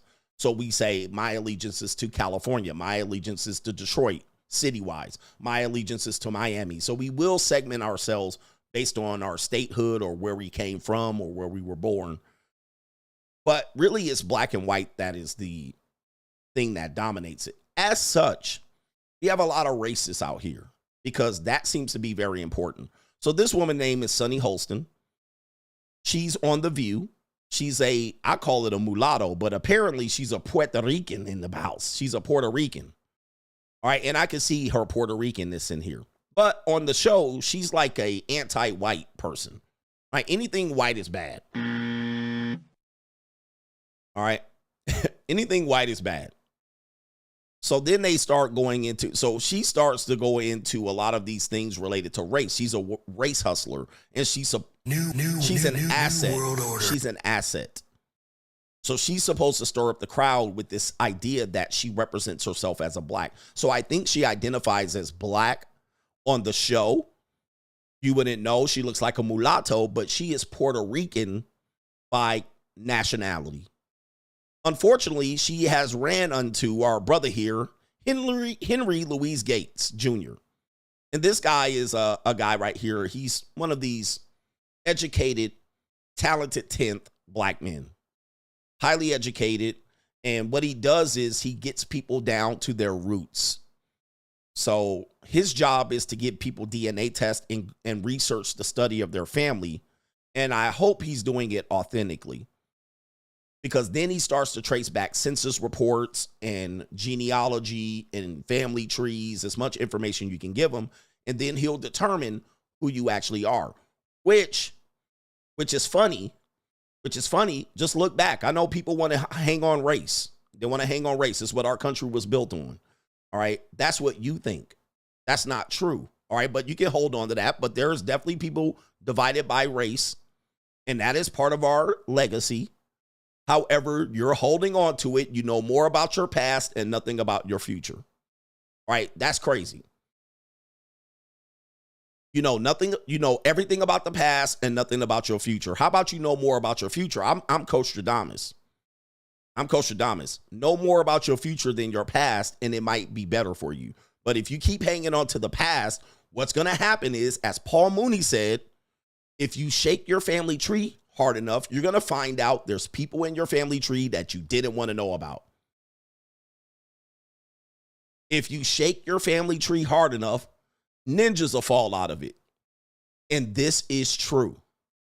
Not only ninjas, but you know who wishes. I'm not going to say what race, what people. We know I can't say that. All right.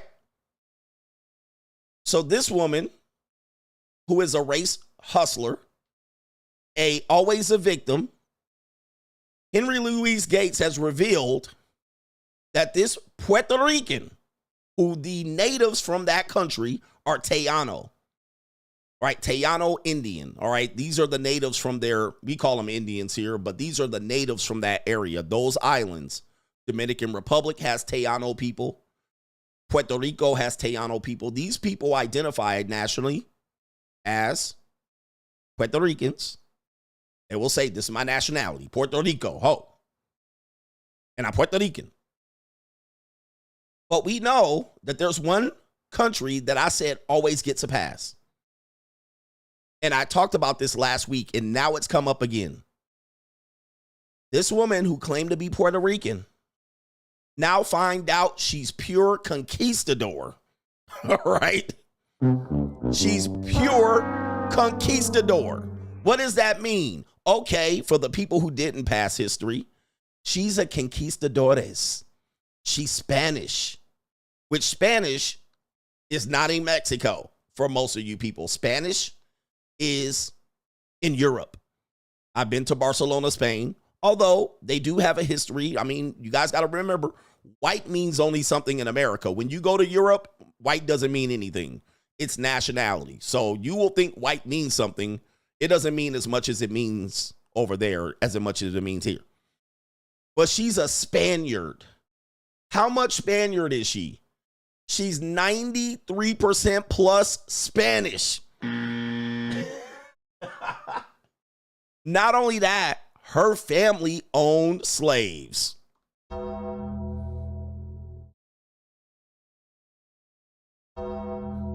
She's a conquistador. She's the conqueror. When how y'all say the colonizer, she's a fucking colonizer. So much of a colonizer is she. Her parents left Spain when Britain, the Great Britain in Europe were trying to stop slavery. Her parents left Spain to go to Puerto Rico so they could keep their slaves. Oh, the humanity.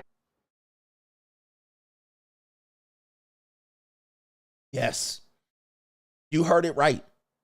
That's how conquistadora she is. She's not Tejano Indian. She's not native. She barely Puerto Rican. She's barely Puerto Rican. And I've been telling y'all need to stop with this whole identity and it's built on this because you don't know who the fuck you are. You have no clue. And you will be shocked. You would be floored as to find out who you really are. You don't know. I wish you guys knew you're not pure anything. There's not many people that are pure anything. You guys think you're purely black? You're not. You are not. Trust me. I have milk chocolate skin. I'm going to tell you, man, and I know my background. I've done my family tree. We have Native Americans and white people in our family. Long time ago. All right? Long time ago, and a lot of people have these similar stories. There was a lot of usage of black women as breeders by overseers. A lot of you guys have Irish backgrounds. A lot of you guys have Jewish backgrounds. Yes, there were Jewish slave owners. A lot of you guys have overseer, slave master backgrounds. And there weren't that many slave masters. There were just way more slaves than there were slave masters. A lot of you guys are mixed. More mixed than you want. Yep, he got Angela Davis on this. I'm going to show you in a minute. He got Angela Davis, who was part of the Black Panthers. And then he revealed to her, oh, you got white in your family. And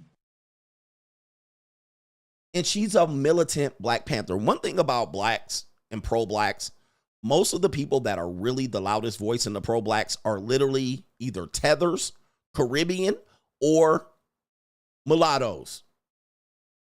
Mulattoes. All right, so let's take you to this clip, then we'll show you other people that got. This is Sunny Holston getting a reality check. Wow. I'm a little bit in shock. I just always thought of myself as Puerto Rican, half Puerto Rican. I didn't think I was, my family was originally from Spain and slaveholders. Yep, but guess what? Yeah. So how are you feeling, my friend? I think it's actually pretty interesting that my husband and I have shared roots. Yeah. So I do appreciate that. And I think it's great for our children to know this information. Oh, that you are a colonizer? I guess it's a fact of life. Yeah, it's a fact of life. Gotcha, bitch. Yep, look at that. But you on the internet, you all on The View, and she has a response on The View. I'm not going to show it because they do copyright you. Oh, it's a fact of life. Huh? You got all this smoke for white people, and you pretty much all white. I think she's like 13 or 7% Puerto Rican. Like, it's a low percentage. But you're a Spanish conquistadores. That's what you are. Oh, it's a fact of life that your family were slave owners. I don't know if I have that fact of life. If I do, it's not at the greater percentage. You're pretty much a white woman. I mean, can't you tell? I mean, she looks like one. She European. Now she tap dancing. That this is how some people made their living, on the backs of others. Oh, okay. Oh, you mad at your family now? Oh, I'm mad at my slave owner family. Baby. You benefited from slavery. Oh, you benefited from slavery. You're the people who have benefited greatly over the last 200 years of slavery. You benefited. You're part of the conquerors. 7%. She's 7% Tejano. This woman is a European. She pretty much the whitest of white that you could be out here from Spain. And if you know, man, Spain owned pretty much almost all of the Western Hemisphere. So it gets really complicated when you talk about the Spanish. When you talk about the colonizer, it's almost always going to be the Great Britain and the UK. France really gets a pass. So does Spain. But much of the continent and Portugal gets a pass. But Spain had pretty much all of the Western Hemisphere, at least 60, 70% of it. When you look at South America, Central America, Mexico, and North America, pretty much all of the Caribbean islands. Anywhere that you see black people in a Caribbean island, you could probably blame the Spanish or the Portuguese. Anywhere you see, like when you see like Turks and Caicos, Jamaica, any of these islands, Dominican, whatever would you see black people at, and you'd be like, oh, these people are naturally from these areas. No, they not. That was the Spanish and the Portuguese bringing them people over there. And they left them over there, right? So anywhere you go to vacation and it's a lot of black people in these islands and they set up their life, those were Portuguese and Spanish ships that brought them Negroes over there. Now, some of these people are indigenous, and the British as well. The British really had the colonies, Canada, and some of these other areas, but they didn't really make the impact on North America like the Spanish and the Portuguese and the French. These people were the ones. They had the majority of the islands. Literally, Britain had Canada, what's up there in Canada, and not all of it, but the majority of Canada in the 13 colonies. That's where Britain got most of their impact. Everywhere else was French, Spanish, and Portuguese. And Spanish made up the most of it. They made up like 60% of it. Right? But here's the problem. Then you start dividing people since the 1400s all the way into 2025, and people act like they're black. I'm white. I'm black. I'm Mexican. I'm Latino. They come up with all these divisions, and almost all of y'all are European. Canadians speak French too. You guys aren't listening to me. You guys are getting triggered. There's a small percentage of Canada that is French. That's why they call it French Canadian. Montreal, Quebec. That's a small percentage of Canada, my ninja. Literally British Columbia. British Columbia. That's the west coast of Canada. Stop getting triggered and listen to me. Only a small portion of Canada is French. All right? The rest of it is British Columbia. Nova Scotia, British Columbia, Alberta. It's only Quebec. Y'all getting triggered for the wrong reasons. And this is why the problem of you guys, you're all mixed anyway. You're all mixed. Stop getting triggered over this shit. You guys are mutts at best. And if you go to Vancouver, like I've been, they literally have the Queen of England on the money. The Queen of England is on the money in Vancouver, West Coast, British Columbia. You're talking about the French. That's a small percentage. Small. The British had most of Canada. Okay, but the Queen of England is on Vancouver, British Columbia's money. The most of the territory is Spanish.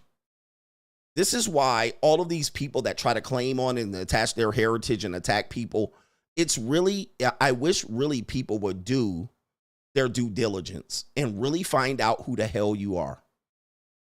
Because you think you're something and you're not, right? Most of you are somewhat European. Is King Charles now is on the money? There we go. Most Canadians speak, they don't speak French. That's only Quebec, and that's only a small part. And there's some spread out effect as well. But the rest of it is British. All right, so that's a small percentage, and you guys are trying to bring up these things, but you guys really have to go back and look at it. We got 500 years of colonizer history here. conquistadors, French, and English, and somewhat Portuguese with Brazil. Brazil is massive. They have many states in Brazil. Many people come from the Portuguese. They speak Portuguese to this day. But most of y'all, even y'all Negroes, is somewhat European, right? Especially if you're light-skinned.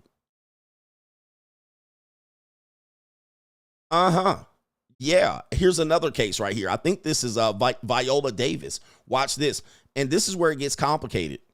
Here we go right here. Reported by the 1920 census for South Carolina, where we saw Corinne living with her parents just 4 doors away from a familiar name. John Young, head, black, age 35, married. Oof.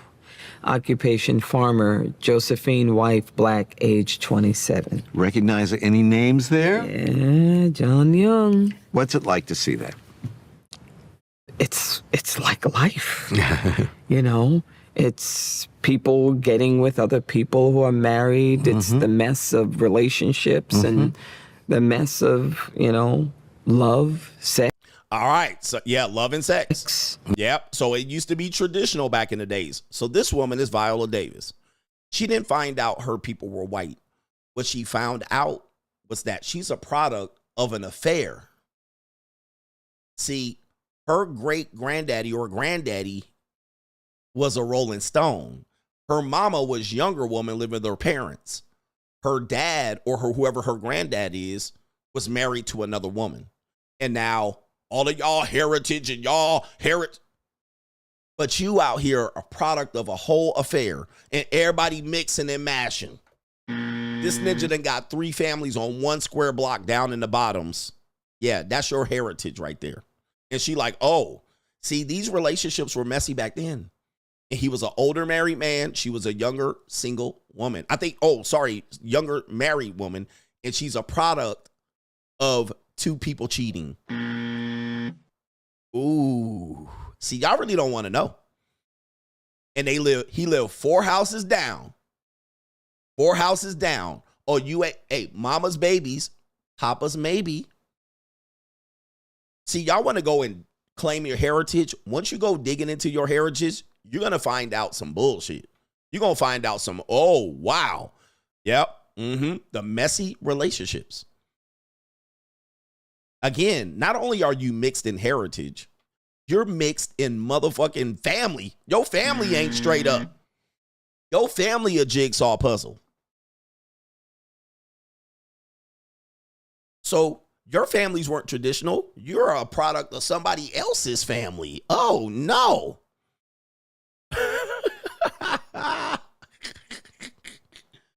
Oh, no. Y'all better figure it out. And she's like, well, all right, how bliggity black. Look at your family, bro. A whole goddamn dysfunctional mess. And we still do this today. You don't want to ask many questions. I told you, I was over my family's family tree, and I got to asking questions, and they stopped asking me questions. They stopped answering my questions. Why? Because I was getting too deep in the conversation. I started asking all the single mothers in my family, can I connect these dots? I want to know I'm building a family tree. And I start asking about baby daddies. How many of their kids have the same father? Who is their father? Where is he today? When was he born? They started looking at me like, I can do some shuffling too. Look out, man, what you going to do? Look out, boys, it's coming through. Yeah, man, yeah, man. They gave me the old Stonewall. They started giving me the Stonewall. They was like, why you asking all of this? But don't y'all want to know about your black heritage and your black family? Apparently not. Because this family tree looking like a goddamn moss on the side of the house at this point. But y'all want to be like our heritage, our relatives, and our ancestors. But as soon as I started trying to connect the ancestor dots, nobody wanted to talk. This is why I say y'all need to put that shit behind you, man, because y'all letting that distract you. You can accept it and do all of it, but if you start really going back and seeing what your family was, you will be it's a whole clusterfuck. And you're going to find out people, you probably came from slave masters. All right, just like this whole person right here. All right, let me see here.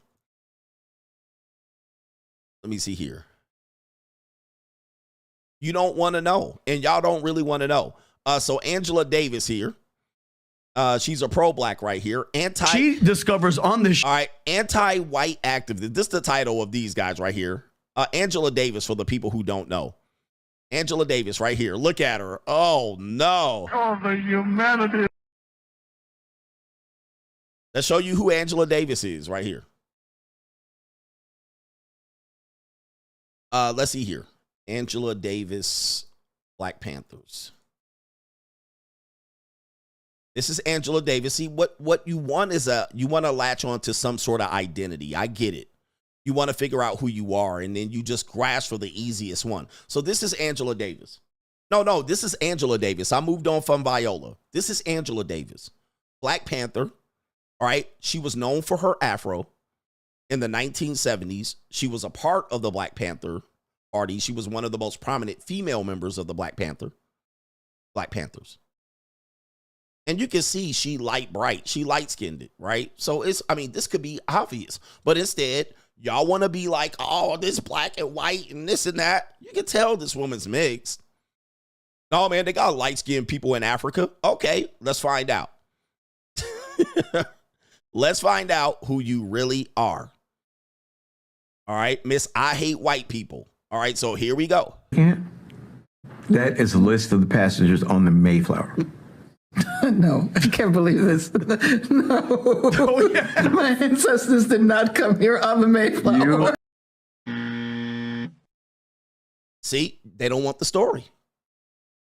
My ancestors came in shackles and chains. Nope. No, they didn't. Your ancestors are white people. I surely came on a slave ship. Nope. You didn't. Now, some of your relatives probably came on a slave ship. I don't know when. But look at them. New world she order. Can't handle it because she spent too many years hating white people for no reason. You hating your own kind. You a colonizer. You a colonizer. Your ancestors came on the Mayflower. No. You are descended from one of the 101 people who sailed on the Mayflower. Oof. Yeah, that hurts, huh? That's a little bit too much.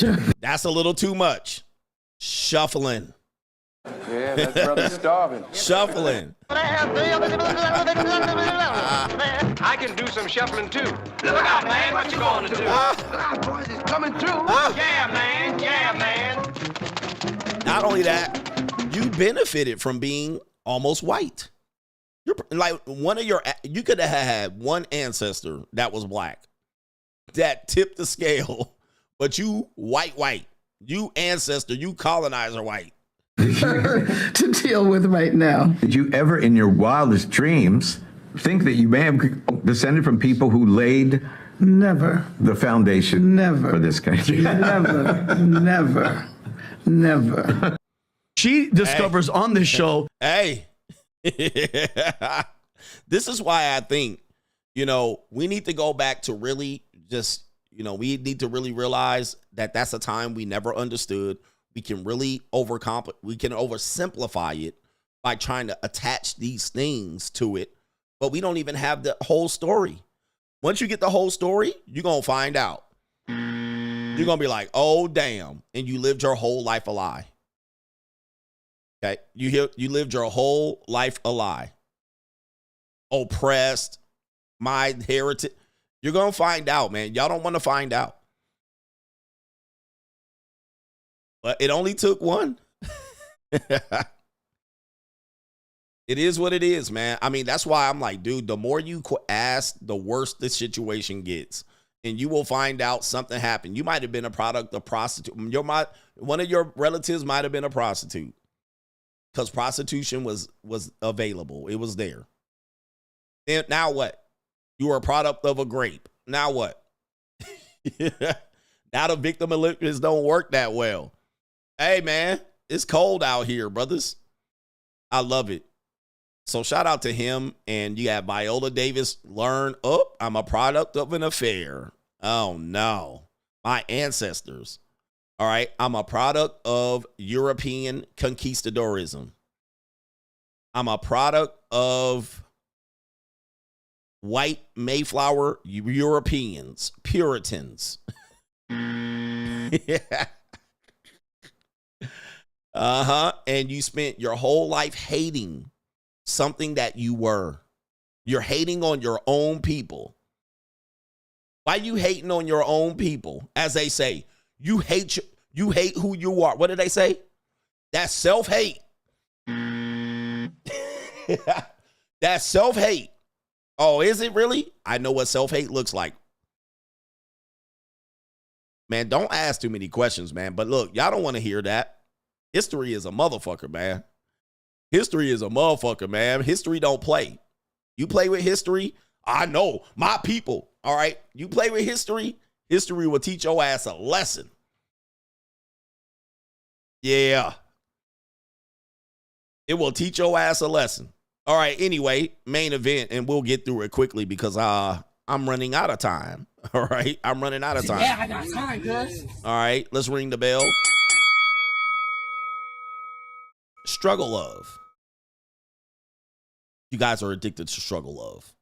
Most of you guys are addicted to love. Let's start with this woman right here. All right, I wanted to show this Swedish woman too. All right, but I'll just start with her. Maybe I'll show the Swedish women tomorrow. All right, so we got a exotical melodical. Okay, exotical melodical. It says right here, I'm not gonna lie. Not gonna lie, when I started having higher standards for myself when it comes to dating, I did not prepare for the amount of loneliness that I would deal with. I have become so incredibly picky just to protect my peace, and that just comes with having to learn to be alone. And as humans, we are made for connection with other humans. It's very hard to have limited connection with people, especially as someone who desires a romantic partner, which is completely normal, by the way. It's so difficult to date. Even if I meet someone that I enjoy talking to, it always ends the same way. There's always something that they have that goes against one of my non-negotiables. I'm not going to change my standards. I would rather be lonely than be with the wrong person or be a dumb bitch, but like, I just want to cuddle.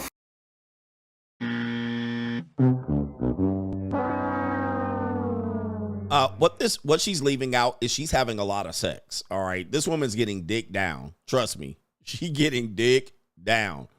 All right. Looking like that, this little exotical melodical, she getting piped down. I don't know how much, but she getting.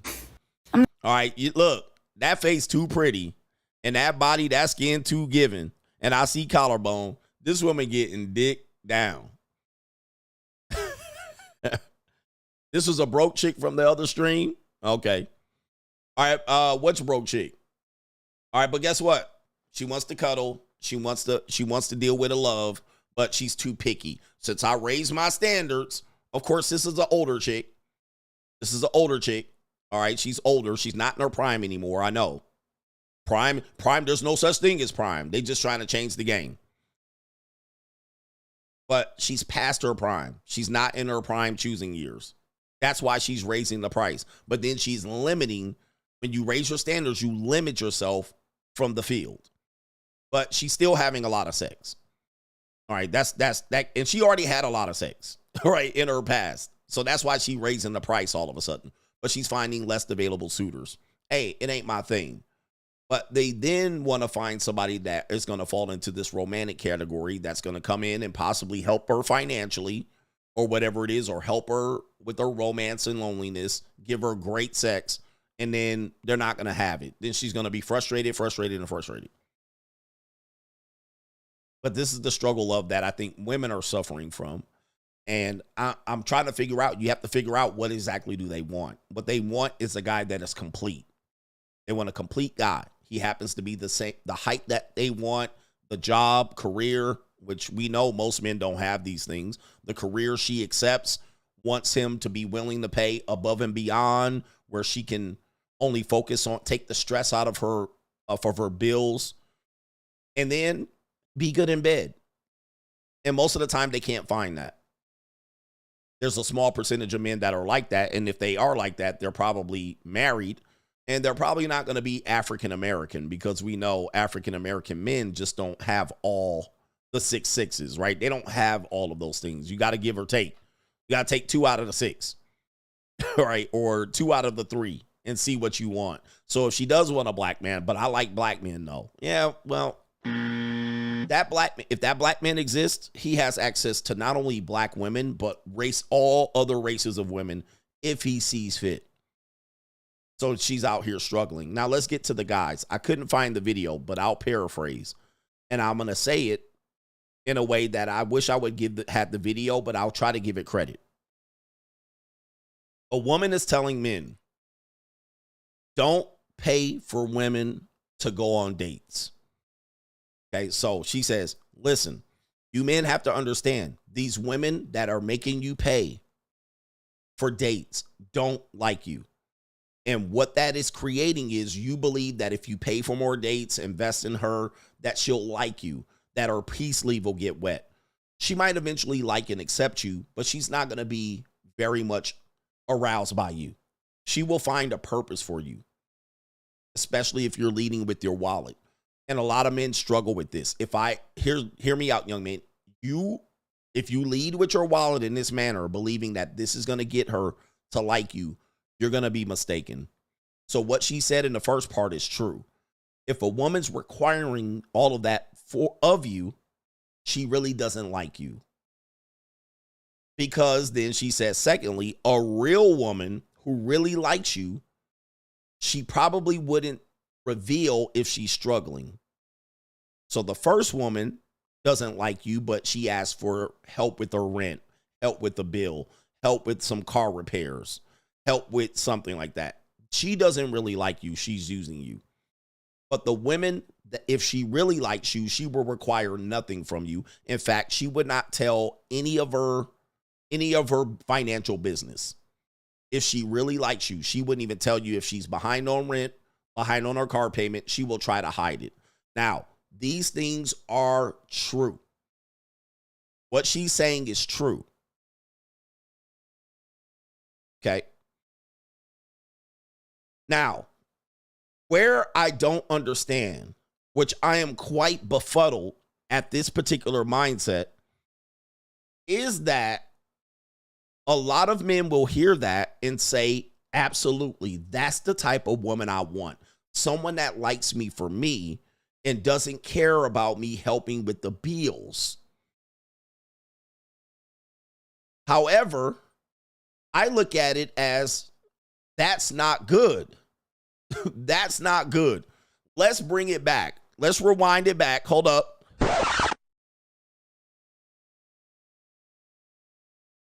Let's rewind it back. So the first woman is using you clearly, and she's right. If she's requiring you to take her out on dates and do all these things, she doesn't like you. I agree. The other woman says, well, if a woman's not requiring that of you, she likes you. Agreed. But why is the second person better than the first? Because let's rewind it back. Most women are broke out here. Most single women are broke. Most of them don't have anything to offer you financially. Then you have the men. The men don't have much financially to support her or him. Barely him. Why is the second person held as better? Why is that the better option? Anybody? Think about it.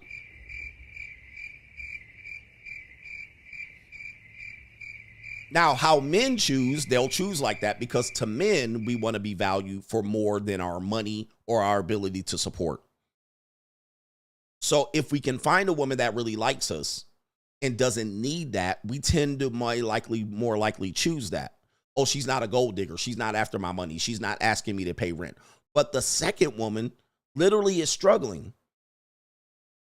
The second woman basically said, I was in shambles financially and I didn't tell the other guy for months. But I liked him, but I never asked him to do anything for me. Why is the second guy better than the first? Sorry, why is the second woman better? But because men like struggle love. Women tend to like struggle love, especially, of course, black people. They love struggle love. You guys love that Jaheim struggle love. The second one is more dangerous than the first one. The second one is more deadly financially than the first one. But all we heard was, if a woman really likes you, she wouldn't involve you into her finances. But her finances are shitty.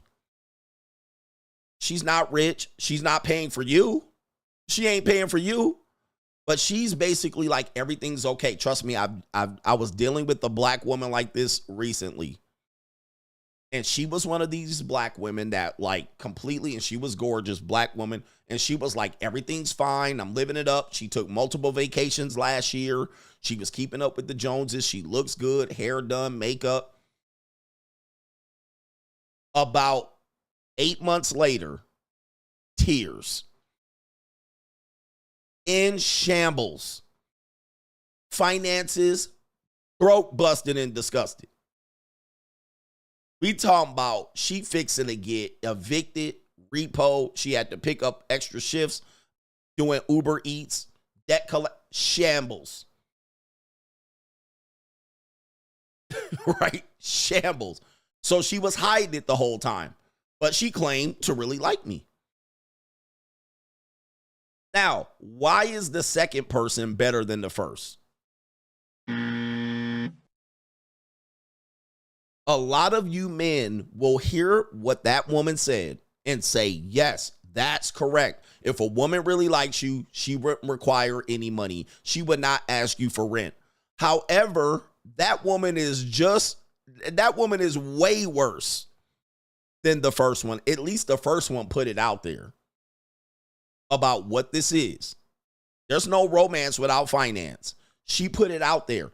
But you guys are dealing with women that are bust down broke. Nope. Like cooked. And then they get you engaged emotionally.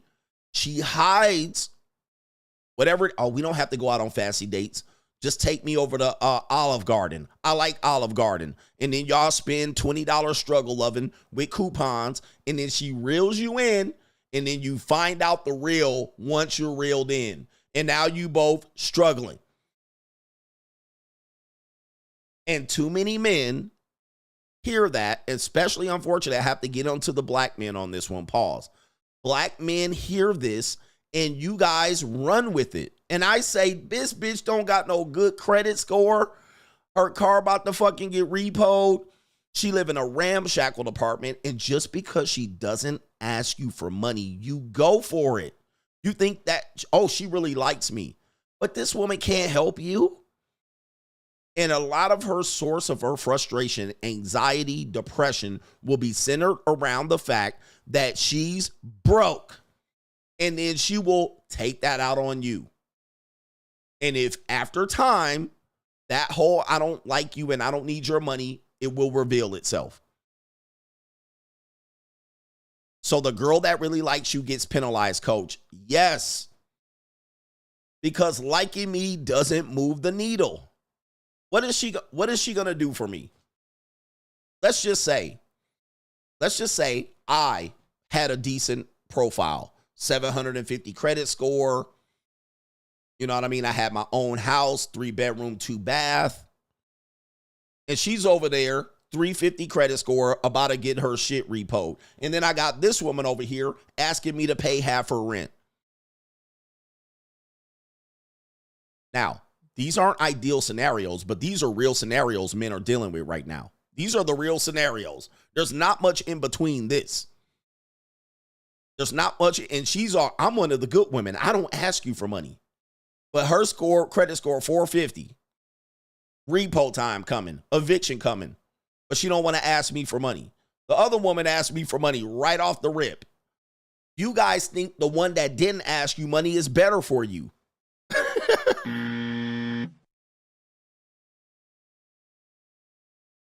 And you jump in because she doesn't ask for money. You start fucking her for free. And then 6 months later, she reveals she broke and about to be destitute. Oh, I'm about to get kicked out of my apartment. I'm going to have to move in with you. Now, when I say you either pay on the front end or the back end, this is the epitome of paying on the front end or paying on the back end. Now she's going to have to quickly move in with you. And you're going to fall for it because she likes you. How are y'all falling for this? Or if you break up with her and she knows she's going to be in shambles, she's going to use that as an emotional weapon against you. Oh, I just have to let you know I'm struggling. She's going to get pregnant on you so she can juice your ass for child support. She's going to rush you to the altar. I really like you. I really like you. I really like you. We should get married. We should elope. And then you fucking get married. And then you see her fucking credit profile. Oh, shit.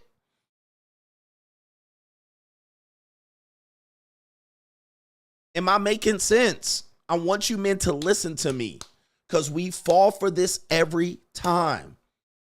We always go for the cheapest option, cheap or free. And we hear this. A real woman would never ask you for money. And then they how many of these women got their financial shit together? Not that many. Not that, I don't care how much they make, not that many. And you go for it and you get snookered and sucked in by she likes me. And I go there because it's free, it's cheap. She doesn't require me to go on dates, vacations. Why? Because she can't afford the vacation. She already went on 3-4 vacations last year, and now she broke. So she ain't going to push for that anymore. Sugar daddy already took her on 3 vacations. Her previous guy already took her on vacations. Now he broke up with her, and now she has to like you. And she reels you in with a little bit of like, scratches the back of your ear, feeds your ego, and now you're stuck with a bitch that has emotionally got you attached. But she broke. He said, then Dave Ramsey is telling you to sell your motorcycle. Then you marry her, and she's in $70K of student debt. And you're like, oh, shit. And Dave Ramsey, what do? We need to pay down my debt.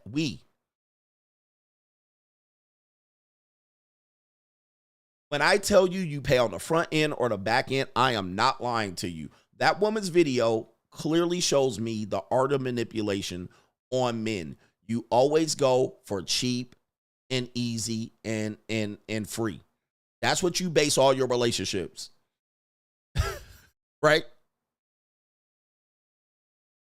And then you end up stuck because she likes you. How is that a better deal? How is that a better deal? You guys fall for this all the time. I refuse to pay. I don't want to take a bitch out for dinner. Okay, don't. But don't take an option because she likes you just because it's cheaper and free. It's going to be way more expensive. In the long run, you're going to be with her 6 months, a year, 2 years, 3 years, 5 years. Struggle of. On the fucking struggle bus. And if she's struggling, she ain't going to get it together mentality-wise in the next 2, 3, 5 years. It is too obvious. But you guys go for it all the time. I don't want to pay, and a real woman won't make me pay. And no. There's always a hook. If you ever, for those in music, what did they tell you is what's the most important part of the song? The hook. You can have, Naughty by Nature was the hook machine. Future was the hook machine. The Weeknd, hook machine. All right, T-Pain, hook machine. You get the hook first, then you put the lyrics together, verse 1, verse 2, verse 3. You need the hook. So when you making a song, you come out with the hook. You come out with the shit everybody be singing in the club. You start the song with the hook. You don't start with the lyrics, all right? Once upon a time, not long ago. You don't start with that shit. You start with the hook. And what these women are doing to you is they start with the hook first. They hook you in, and then they long-term you. Then they write the lyrics after the fact. Yeah, Little John. These ninjas is the hook, And these women hook you. Oh, I won't make you pay. I won't do this. And you don't have to take me out. You don't have to pay for vacations. I'm a real woman. Nate Dogg. They hook your ass in and then they get you on the long run. Now, I'm not saying to pay. Remember, it's bad over there too because those women are just going to manipulate you. But don't think free or cheap is going to be the better result. Most men, this is how we think.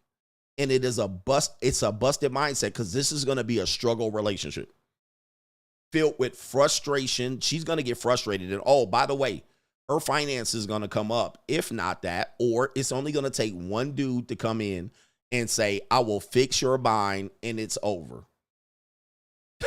Right? You lost your chick. Why? Because you didn't have anything invested and you thought she really liked you. And she gone. Because somebody going to come in there. If she bad, is she really worth it? Somebody going to come in there and sweep her off her feet. And you lost your beach. Right here. Yeah, we got a lot of hook masters. Yeah. So the legendary recording artists start with the hook first. The free, cheap, I don't require expensive dates. Coffee dates are fine. These are hooks to hook your ass in. These aren't their legit opinion. Then you got to find out what's behind the curtain. What's all behind this? I only take coffee dates. These aren't the better women. Don't ever think these are the better women. Now, you might be able to get a couple free pieces of punani. Hit them guts 3 times. She going to put her paw out real quick. Or she going to let you go up in there. You know how many women get pregnant by niggas like this? Right? And they have no out. And they're like, all right, let me like a guy. Their lease is about to end. And they all of a sudden want a relationship. And they start liking you. 6 months later, after you're hitting it raw, she pregnant. She's locked in. She good. Because if you leave her, penalty. If you leave her, good. She didn't want you there in the first place. She barely knew your ass. She got the baby. And if you got child support, I don't care. She'll scrape $300, $500 off your ass. I'm trying to put y'all up on game. I'm not trying to make this a miserable experience. But I'm trying to have you guys realize, do not fall for that. That is simple manipulation. When a woman says, if she really likes you, she doesn't care about your money. That's the dumbest thing I've heard in fucking captivity. And I hear you Mickey Mouse dating coaches saying the same thing. You say the same thing. This shit is goofy. Look, let me show you a woman right here. And then we'll get out of here. We'll do some super chats. This is a woman right here. Please stop spending your money on these women, taking them out on dates, buying them gifts, trying to impress them.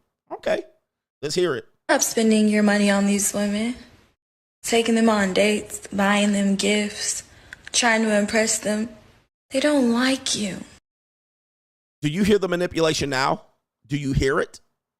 They always are using, they don't like you. They don't like you. That is manipulation. Because it's always the same. They don't like you. They don't like you. They don't like you. It's never anything different than that. It's always they don't like you. Well, what she's trying to say is the people that don't require that like you. Because they're feeding your ego.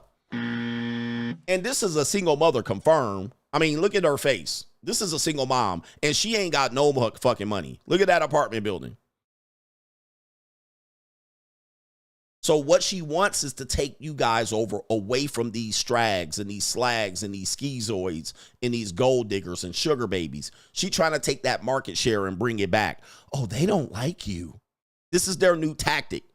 This their new tactic now. Oh, I see you guys going to tricking over here. Well, they don't like you. Why don't you come over here? This is just another, dude, females will not stop manipulating. Nothing they say is ever genuine. I'm going to just let you know. Nothing they saying is genuine. This is just manipulation, bruh. Here it is. They don't like you. Okay? And it's a terrible financial mistake. Yeah. Let me show you why. Okay, show me. Let's start by saying that this concept should be very well understood by everyone, okay? I'm just going to show you mathematically why it's an awful decision. It's an awful decision. Okay, she's not wrong. She's not wrong, but you seeing. They're trying to manipulate you, bruh. Go read the book. Female manipulation. They don't like you. It's a terrible decision. All right, she got a whole drawing board out here. So we're just going to start off with literally a basic relationship playing. Okay. All right? Yep. So right here, this is the line that shows what a woman will expect from you, what she will try to make you do to win her over or spend time with her, have access to her in any regard, okay? And you just get with her for free. yes, it is downward sloping. Okay. This one means attraction level, how much the woman likes you. That could be sexually, romantically, anything that is driving her to want to have access to you, okay? So obviously, attraction level and expectation, they have an opposite relationship, right? Inverse relationship. So the more a woman is attracted to you, the less she will expect from you. So okay, maybe you didn't buy her the perfect gift that she wanted, but she's just happy you thought about her at all, okay? Or maybe, you know, you didn't spend $200 on that date like social media says you're supposed to. You only spent $50, but really she's just happy to be there, okay? So, please stop spending your money on these women. Taking them on dates, buying them gifts, trying to impress them. They don't like you. They don't like you. Oh my goodness. I didn't see the rest of the completion of the chart there. All right. The more you expect, the less they like you, the more they expect. Okay. Now, how many men qualify in that category? The more she's attracted to you, the less you'll expect. For how long? How long is this going to last? How long is this going to last? How long do you think she'll keep that act up? And of course, let's look at the black man right here. Stay off child support, fellas. That's the best advice I can give you. Okay, right here. If she likes you, all you have to spend is time, not a dime. I tell you, ninjas is cooked.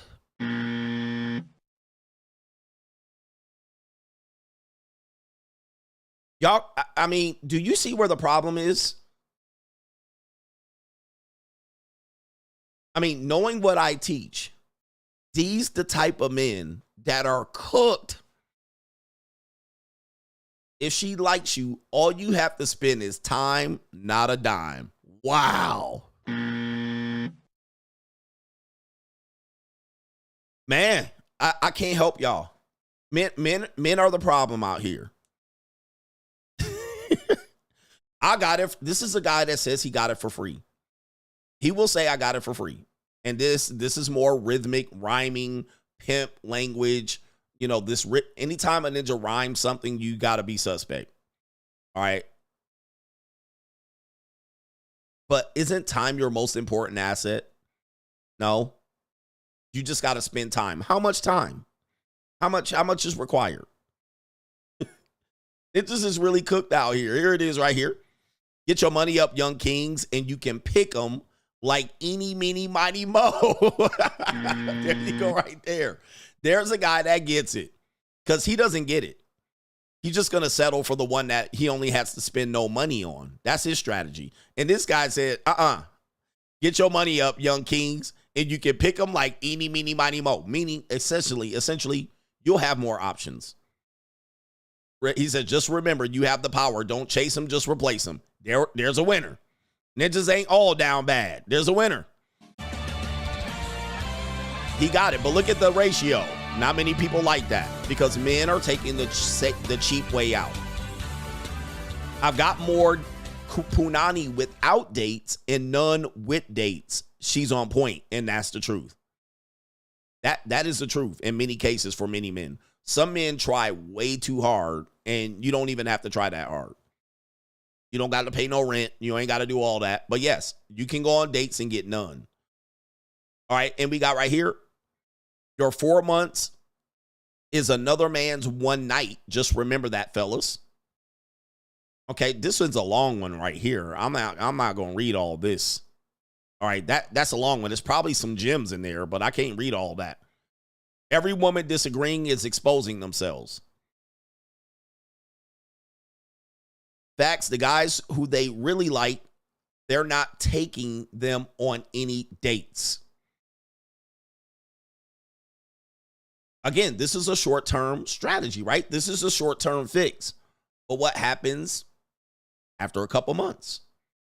Moving in, hanging out, pregnancy, breakup. I mean, this is bound to happen. Because this woman goes through guys. You're just the next guy. We got right here, simple math. This one says, they in the comments, hot. Them young boys and lost men will learn this one way or another. And of course, we got Dreadlock King over here. There's a long one there. I'm not going to read all of this. Teacher sons, basic supply and demand.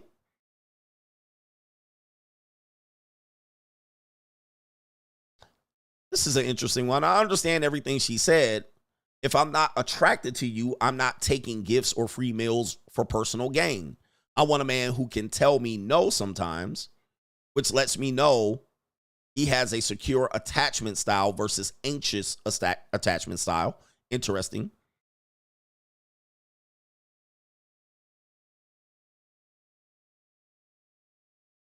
All right, a lot of people have a lot to say about this. This woman says, girls, speak for yourself and leave the rest of us out of this. Okay, here we go. Guy says coffee is more than enough on the first date. All right, another woman disagrees. She bad because she can't get a date. I mean, there has something to say about that. Fellas, not a dime until marriage paperwork is signed. I'm really convinced. I'm really convinced. And by the way, you guys got to realize this. I want to say this. You didn't say anything, love? Okay.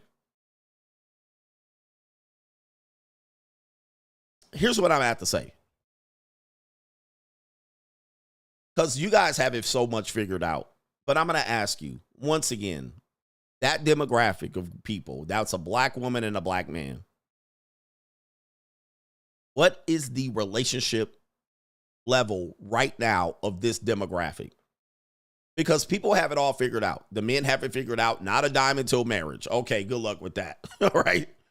Then you have the other woman out here. You don't have to spend because I'll like you if I don't make you spend.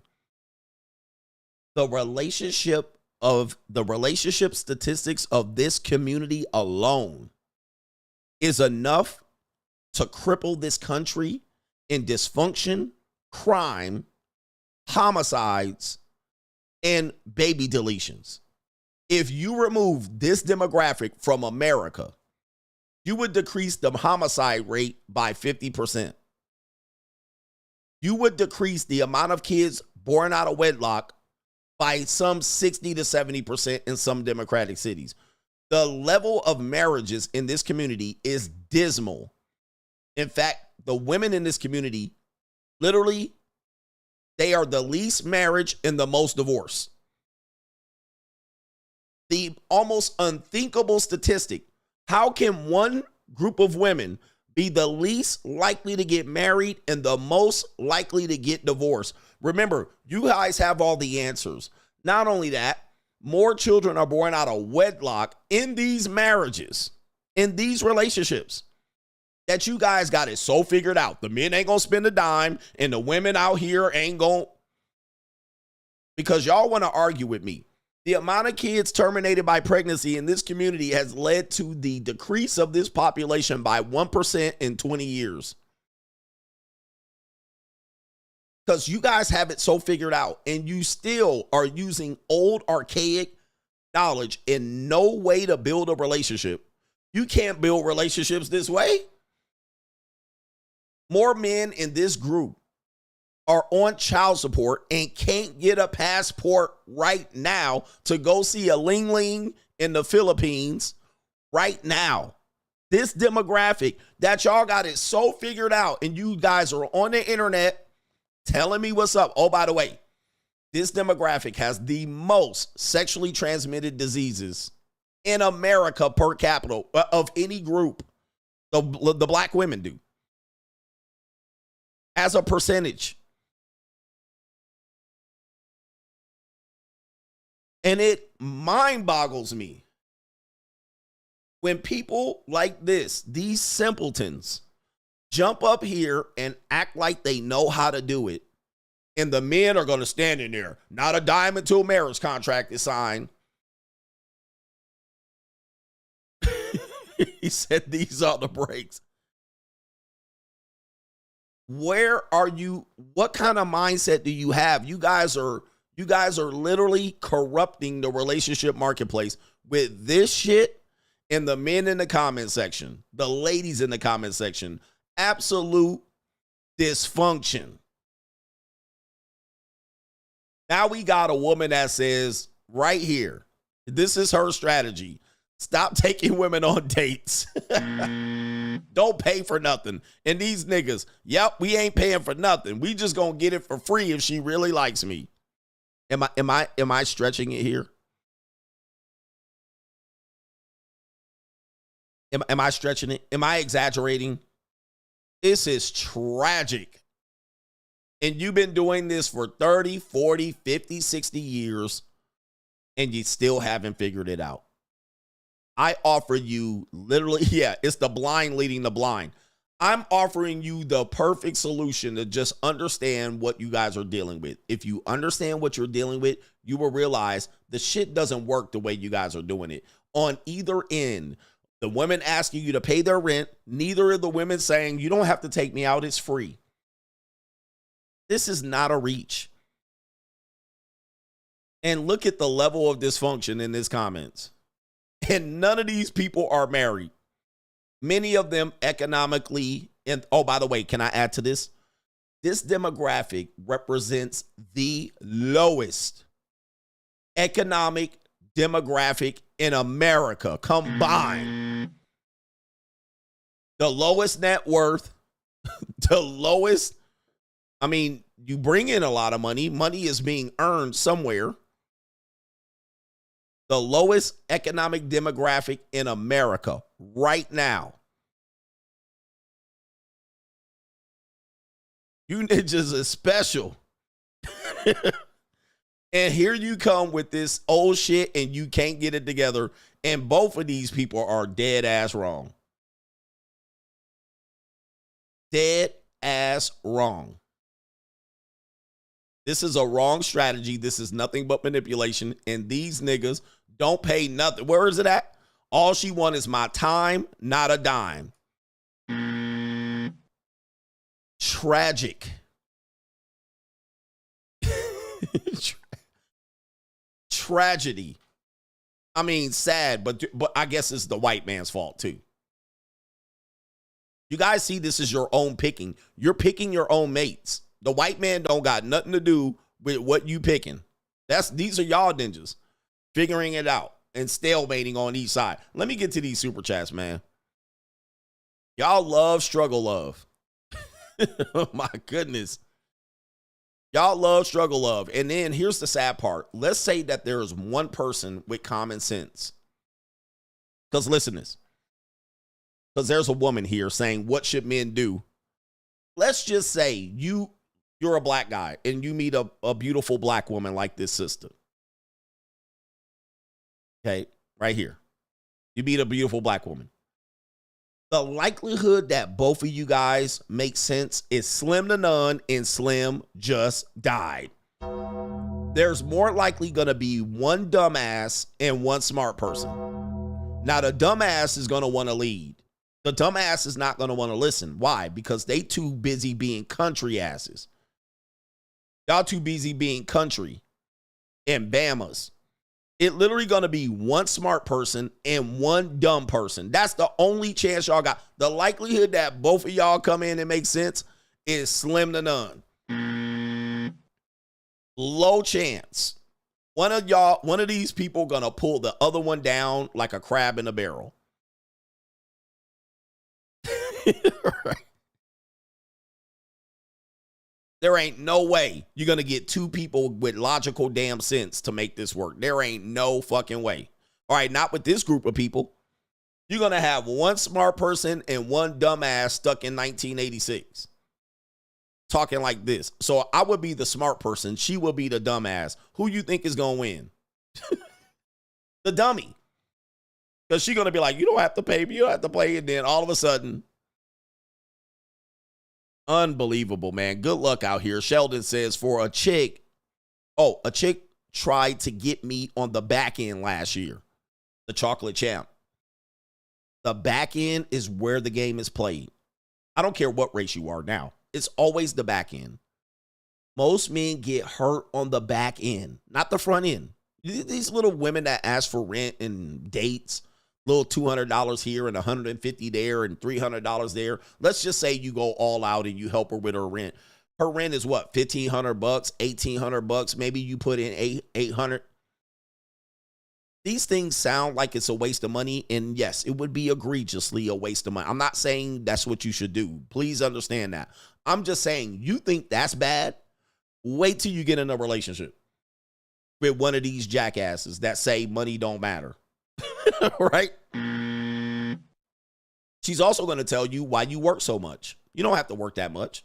Just spend time with me. Just cuddle. Just sit up and smoke weed. And then you're going to get her pregnant. Raw. Don't worry about no condom. Oh, I'm on birth control. Just pull out. Pregnant.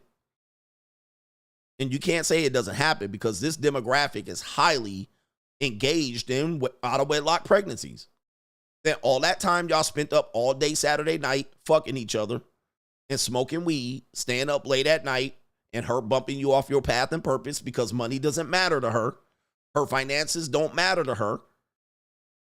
Then she bumps you off your path when you want to go get fit, go get in shape, go to the gym. When you want to eat right, eat nutritious, she feeding you fucking hamburger helper. And she feeding you fucking macaroni and cheese. What's wrong with this? Then she zaps you. She got you out here busting mad nuts per day, and you think you getting it for free. And then whoopsies, oh, I'm pregnant. What do? Oh, I'm going to keep it. And now you paid. Now it wasn't free. Now the money, the money gonna matter now because she gonna have your ass in court going through your financial statements, getting $300, $400, and $500 out of your check. Guys, this is happening in real time. Nobody ever talks about this. Nobody ever talks about this like I'm exaggerating. When it doesn't happen to everybody, it happens very often. And these are the type relationships that then the money starts to matter. He ain't paying child support. Section 8 bitch. The dictator says Miss Victim herself is a part of the problem. She's a conquistador. Shout out to Nazrick says there were black slave owners in America too, but they don't want to talk about that. Well, there weren't that many, but there weren't that many Jewish slave owners, but they had them, right? They were there. They don't need to be talked about. I'm telling you, man, yo, shout out to our brother Suave Genius says, why do light brights make up the majority of pro-blacks? Facts. Most pro-blacks are literally mulattoes. Most of the pro-blacks, some of them ain't even black, right? But most of the people that are really egregious and pissed off about race issues in America, most of them literally are pro-blacks. And one of the reasons why is that your leaders are selected for you. New world order. The powers that be put the people that they want in front of you. So they'll put up Farrakhan that has a history of being not 100% black. They'll put up Angela Davis. Even that ninja of the Black Panther guy, Huey Newton, mulatto. Booker T. Washington, mulatto. W.E.B. Du Bois, mulatto. Ninja Martin Luther King was almost light-skinned at this fucking point. All right, but most of these people, Rosa Parks, mulatto. Sean King, Black Lives Matter, mulatto. All right, they either lesbian, gay, or mulatto. They put them people up there for you. And then you look at them because you guys are so enthralled with skin color and race that when a person go up there with light skin, y'all listen to him. If he have dark skin, y'all don't listen to him. Malcolm X. He had some history with some white people in his immediate family.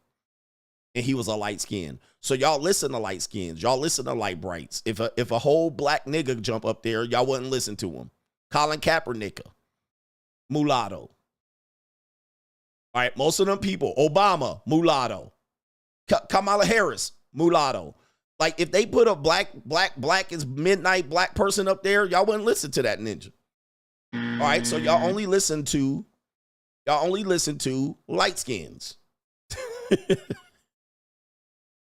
Y'all only listen to light skins. Most of the most prominent civil rights leaders were half damn white at best. Yep, Muhammad Ali, mulatto. It's too easy to see. I got the shit figured out, but they let them people get up there. They let them people get up there in front of you and speak that shit so y'all can listen to them. But they only gonna put up them light brights. They ain't gonna let no whole nigga jump up there and Nat Turner y'all ninjas. All right? All right? It's a fact.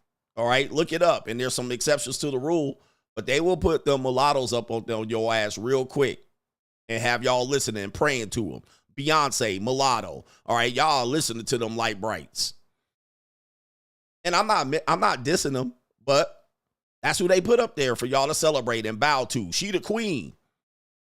Let Beyonce be blacker than me. All right, black, black, black. They don't put Kelly Rowland in front because she black. All right, because she black, black. Kelly Rowland, she ain't the queen. She the sidekick. She Robin. Beyonce just stand up there. All right. Yeah. Oh, man. Anyway, that's a fact. Yep, they even said, dude, they was arguing if Cardi B was black just recently on Instagram. Ninja, I was like, I'm done. I can't help this community. I'm done. They was like, she's obviously black. Look at her hair. I was like, Cardi B? Okay, black don't mean what it means no more. They literally was arguing in the comments. She had her hair natural, and they was like, Cardi B shows out with her natural hair. There were women in the comments saying she's obviously black. I was like,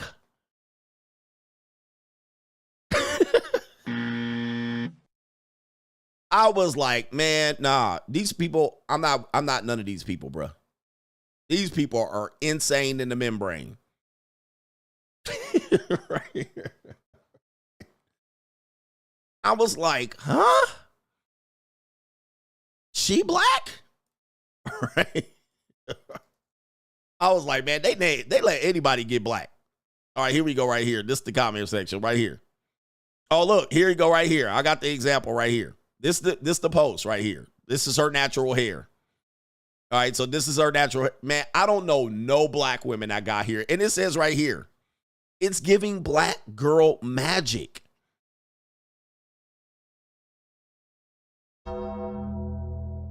Me no black poppy. Wow. And they was arguing right here in the comment section right here. Girl, you definitely African Latina. Man, black people want to claim. They just don't have anybody to claim on to. So anybody. Black girl magic. She did get a facelift though. Right, she did get a facelift, but she's not an attractive one. I'm like, man, we done. Y'all cooked. There ain't no way I can have a rational conversation with people, man. Hell no.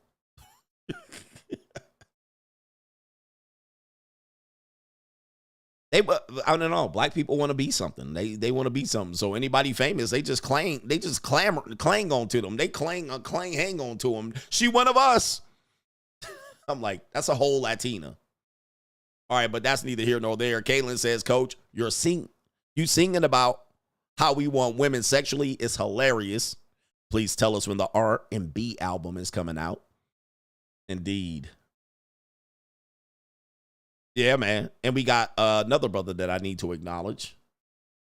It is our brother here, Jordan. Says, thank you, Coach, for all you do. Just called off a 2.5-month relationship with an 8. 5 out of 10, you said. I'm not sure what that means. And it says she had a problem with authorities saying, you can't tell me what to do. Staying out at the bar and doing coca on a Tuesday. I didn't have to spend much on her. Lives with her grandmother, and her house looks like 2 tornadoes hit it.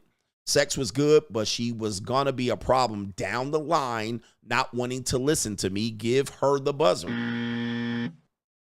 So it simply cannot be summed up with, well, a woman likes you, you don't have to pay. Here's an example. The guy was in a relationship.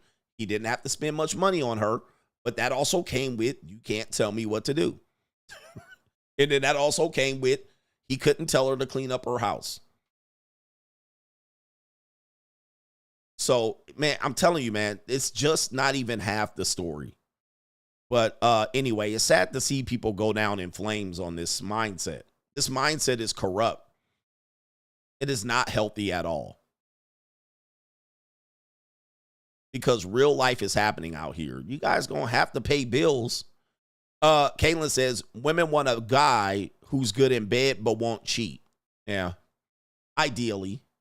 They want a woman. They want a man that's all theirs. And they will meet your ass and pluck you and go, okay, I like you. Especially if you give them leverage. You cold approach them. You meet them on a dating app and you beg to be a part of them. And you're just trying to put her in your rotation. And then what you'll do is she'll meet you. And then she'll say, okay, good. We go out on a coffee date. We go out on a one date. We have sex. And then she says, okay, you're good. You're mine. And what they assume is that all men that date like this want monogamy. But when men date, we're generally not looking for monogamy. That we're not looking for that. That's like what we're trying to avoid. The Resurrected Simping Forces says CGA.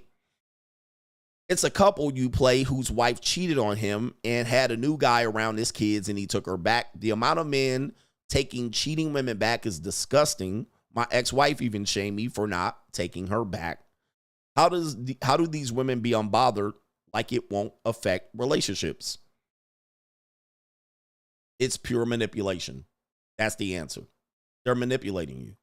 They're making you believe. They're hoping you forget. They're hoping you're like dumb like a dog, a simpleton. Haikosaki says, Coach is right. All the guys out here complaining that they wanted to be special and meaningful really haven't been around. When I was younger, I used to do nothing but hang out at bars and pick up girls. It gets old fast. And now I'm on my purpose and the free agent lifestyle. Shout out to you.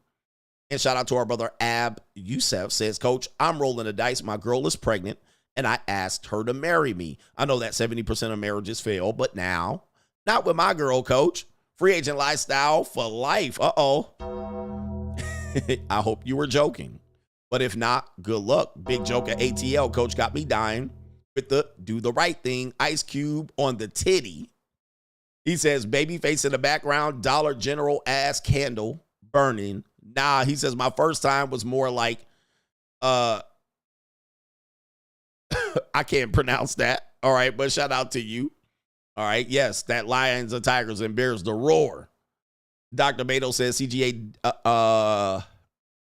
don't mention his name, but somebody is stealing some of my phrases, and now he's live getting super chats. This ninja better pay you for stealing all your ideas. I'm done with that ninja, man. I can't really deal with him. I can't deal with him, but I know who you're talking about. Cesar Quintano with the co-sponsorship.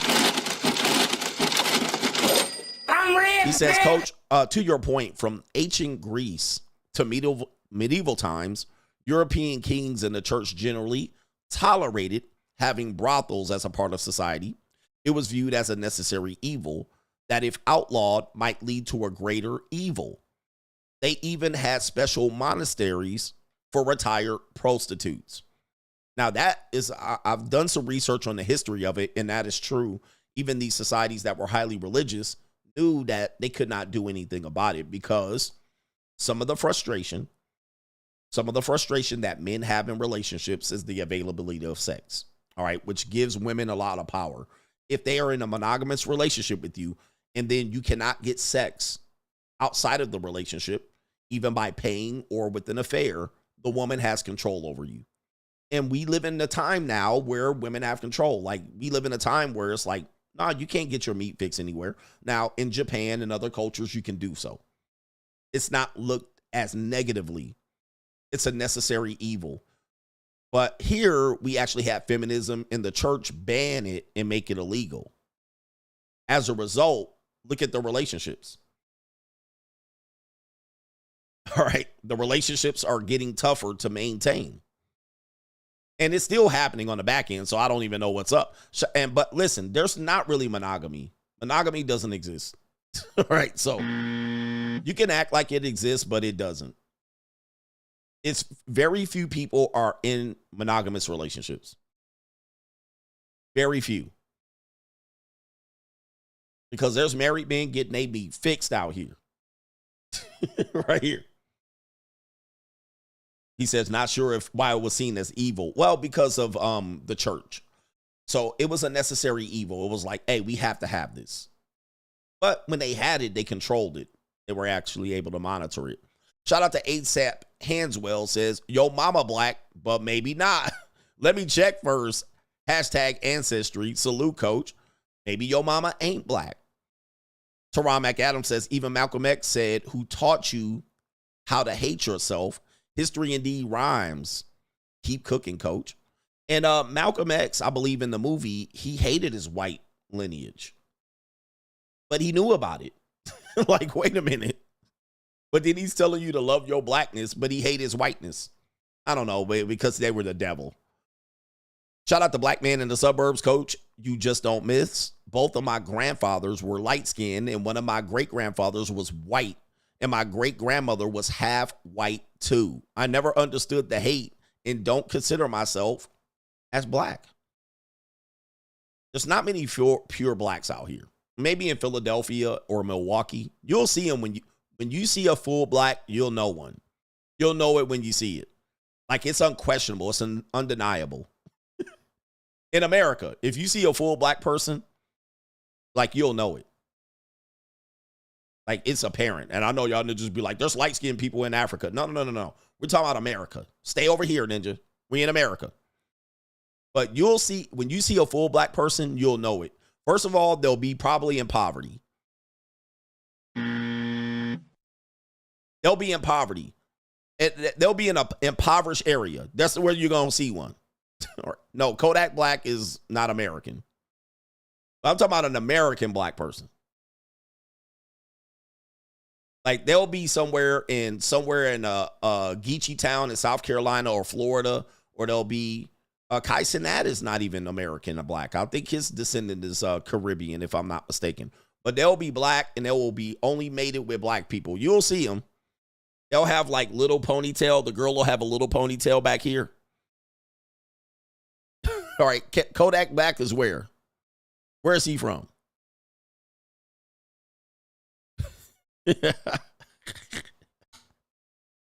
All right, but they gonna be in the hood somewhere. It's gonna be somewhere outside here in Rochester, New York. He said Sherman Park in Milwaukee. They're gonna be in these areas. Sherman Park in Milwaukee. They'll be full black. Like, they will have no mix or not very much mix in the back. All right, anyway. Yeah, Kodak is Haitian and Kai Cenat is Haitian as well. Yeah, these aren't like American blacks. You guys got, these are American blacks are different than Caribbean black. So yeah.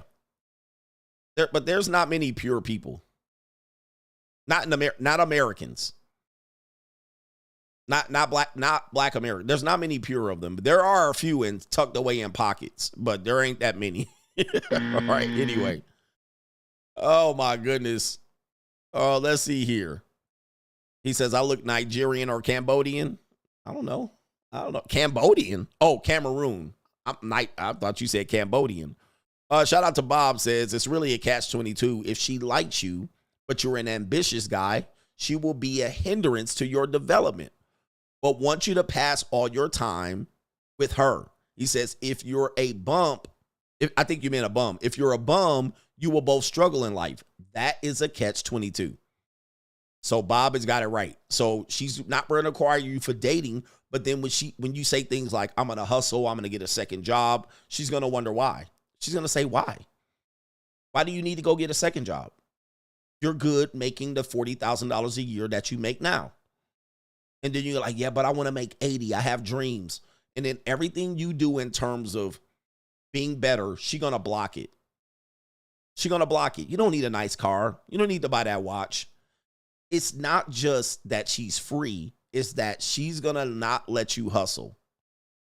Yeah. Dude, this is so obvious. Callie West says, but coach, I had a chick who gave it to me for free while giving it to the next man for free. Wait a minute. He says, but coach, I had a girl that was giving it to me for free while giving it to the next man for a fee. He says, these are the same holes on the spectrum. Listen to CGA. So if in fact you have a woman that is giving it to you for free and another guy's paying for it, there are some guys out here that say they're winning. Like, wait a minute. You know that another guy's tricking on her. But you, on the other hand, you don't have to pay. And they will literally say, you won. I won because I just come over there and hit with that other trick. And I'm like, how is that a win? Ninjas will claim that's a win, by the way. Ninjas are something funny, bro.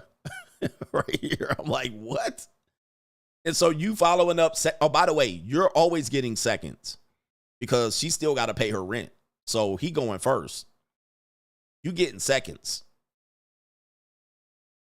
All right, shout out to H every day. Tell him, coach, he says, too much weight on a ship will sink a boat. He says, yes, the hook is how women get you. The look, the brush up. He says, the fat ass, all bad investment strategies. Do your due diligence first. Know what you're dealing with. And he says, funny how black women don't like you, but the Dumbocrats do the exact same strategy and say Republicans don't like you. He says, I'm running with the one that puts more skin in the game. Her money, her time, her energy should be with me, but don't bank on them to change, do you and get you. Be careful with that strategy in terms of her paying in. All right, her paying in. H every day. Yes, America wants to do what Argentina did to their black folks and native borns because the immigrants wanted more resources for them and less for you. You are pushed towards the cracks in society. You did fail. I think you meant you didn't fail by happenstance. Oh no, it's a design for sure. It's a design. H every day. Tell them, coach, light skin still a thing for black folks and white folks use them on purpose. It's a divide and conquer. They've been using this strategy tactic since slavery and Jim Crow. Some people get rich off black folks by mistake directing you. But yes, this is all directed. It's all directed. In fact, I'm going to tell you, I mean, YouTube does the same thing as well. So they pick who they want. TikTok, all the social media platforms. If you don't think your leaders and heroes are picked for you, look at social media. They literally pick who they want to rise. So if it's a black man and he's wearing a wig and he's painting his nails, YouTube will light him up and put him right on the fucking front page of everybody's page. Me, on the other hand, I'm deep in the basement. So that's an example of they're able to select who you see. You don't get to pick who you want. Most people don't know who I am because I'm not picked. All right, they picked Kevin Samuels. They let him run up and say the same thing and didn't demonetize him. They let him run up the score. Why? Because he was more just, the way he presented himself. But your heroes are selected for you. When you understand that, you can't unsee it. And I'm trying to put y'all up on game here, but y'all don't want to hear me though. And I got Takeout Thursday on a Monday, so I got to get up in here and finish this stream. But your heroes are selected. It's not by accident, the people that they put in front of you. Abel. Wait a minute. Abel says, mark my words, my dear coach. Livy Dunn will call herself black in 25 years and be militant proud. LOL. So says this mulatto. Shout out to you, Love Abe. Man, shout out to you, man. I think black has lost its meaning, to be honest with you. What is it? What is it? Nobody can define it. And if people can define it, you can't define it similarly. Can you define it similarly? Shout out to our brother here. Callie West. Callie West says, Black Americans see Marcus Garvey black as by the only black-owned Black Star Line ship. And they helped white people send them back to Jamaica. He was Wesley Snipes of 1920. Shout out to the Coach gang. Indeed. And Marcus Garvey was black. And they was like, put him on a boat. Let him go. Put him on a boat. But yeah, man, be careful with who your heroes are, because your heroes are oftentimes, you don't pick them. So there's a large game related to that. But it even goes deeper than that. And I can't get too deep because a lot of y'all are asleep. All right, you're not awake and aware, and you ain't ready for this information, but it goes deeper than this. It's a really big game out here. But take out Monday, and I got to go. Shout out to the Coach Gang. Be out of here. See you tomorrow. Peace.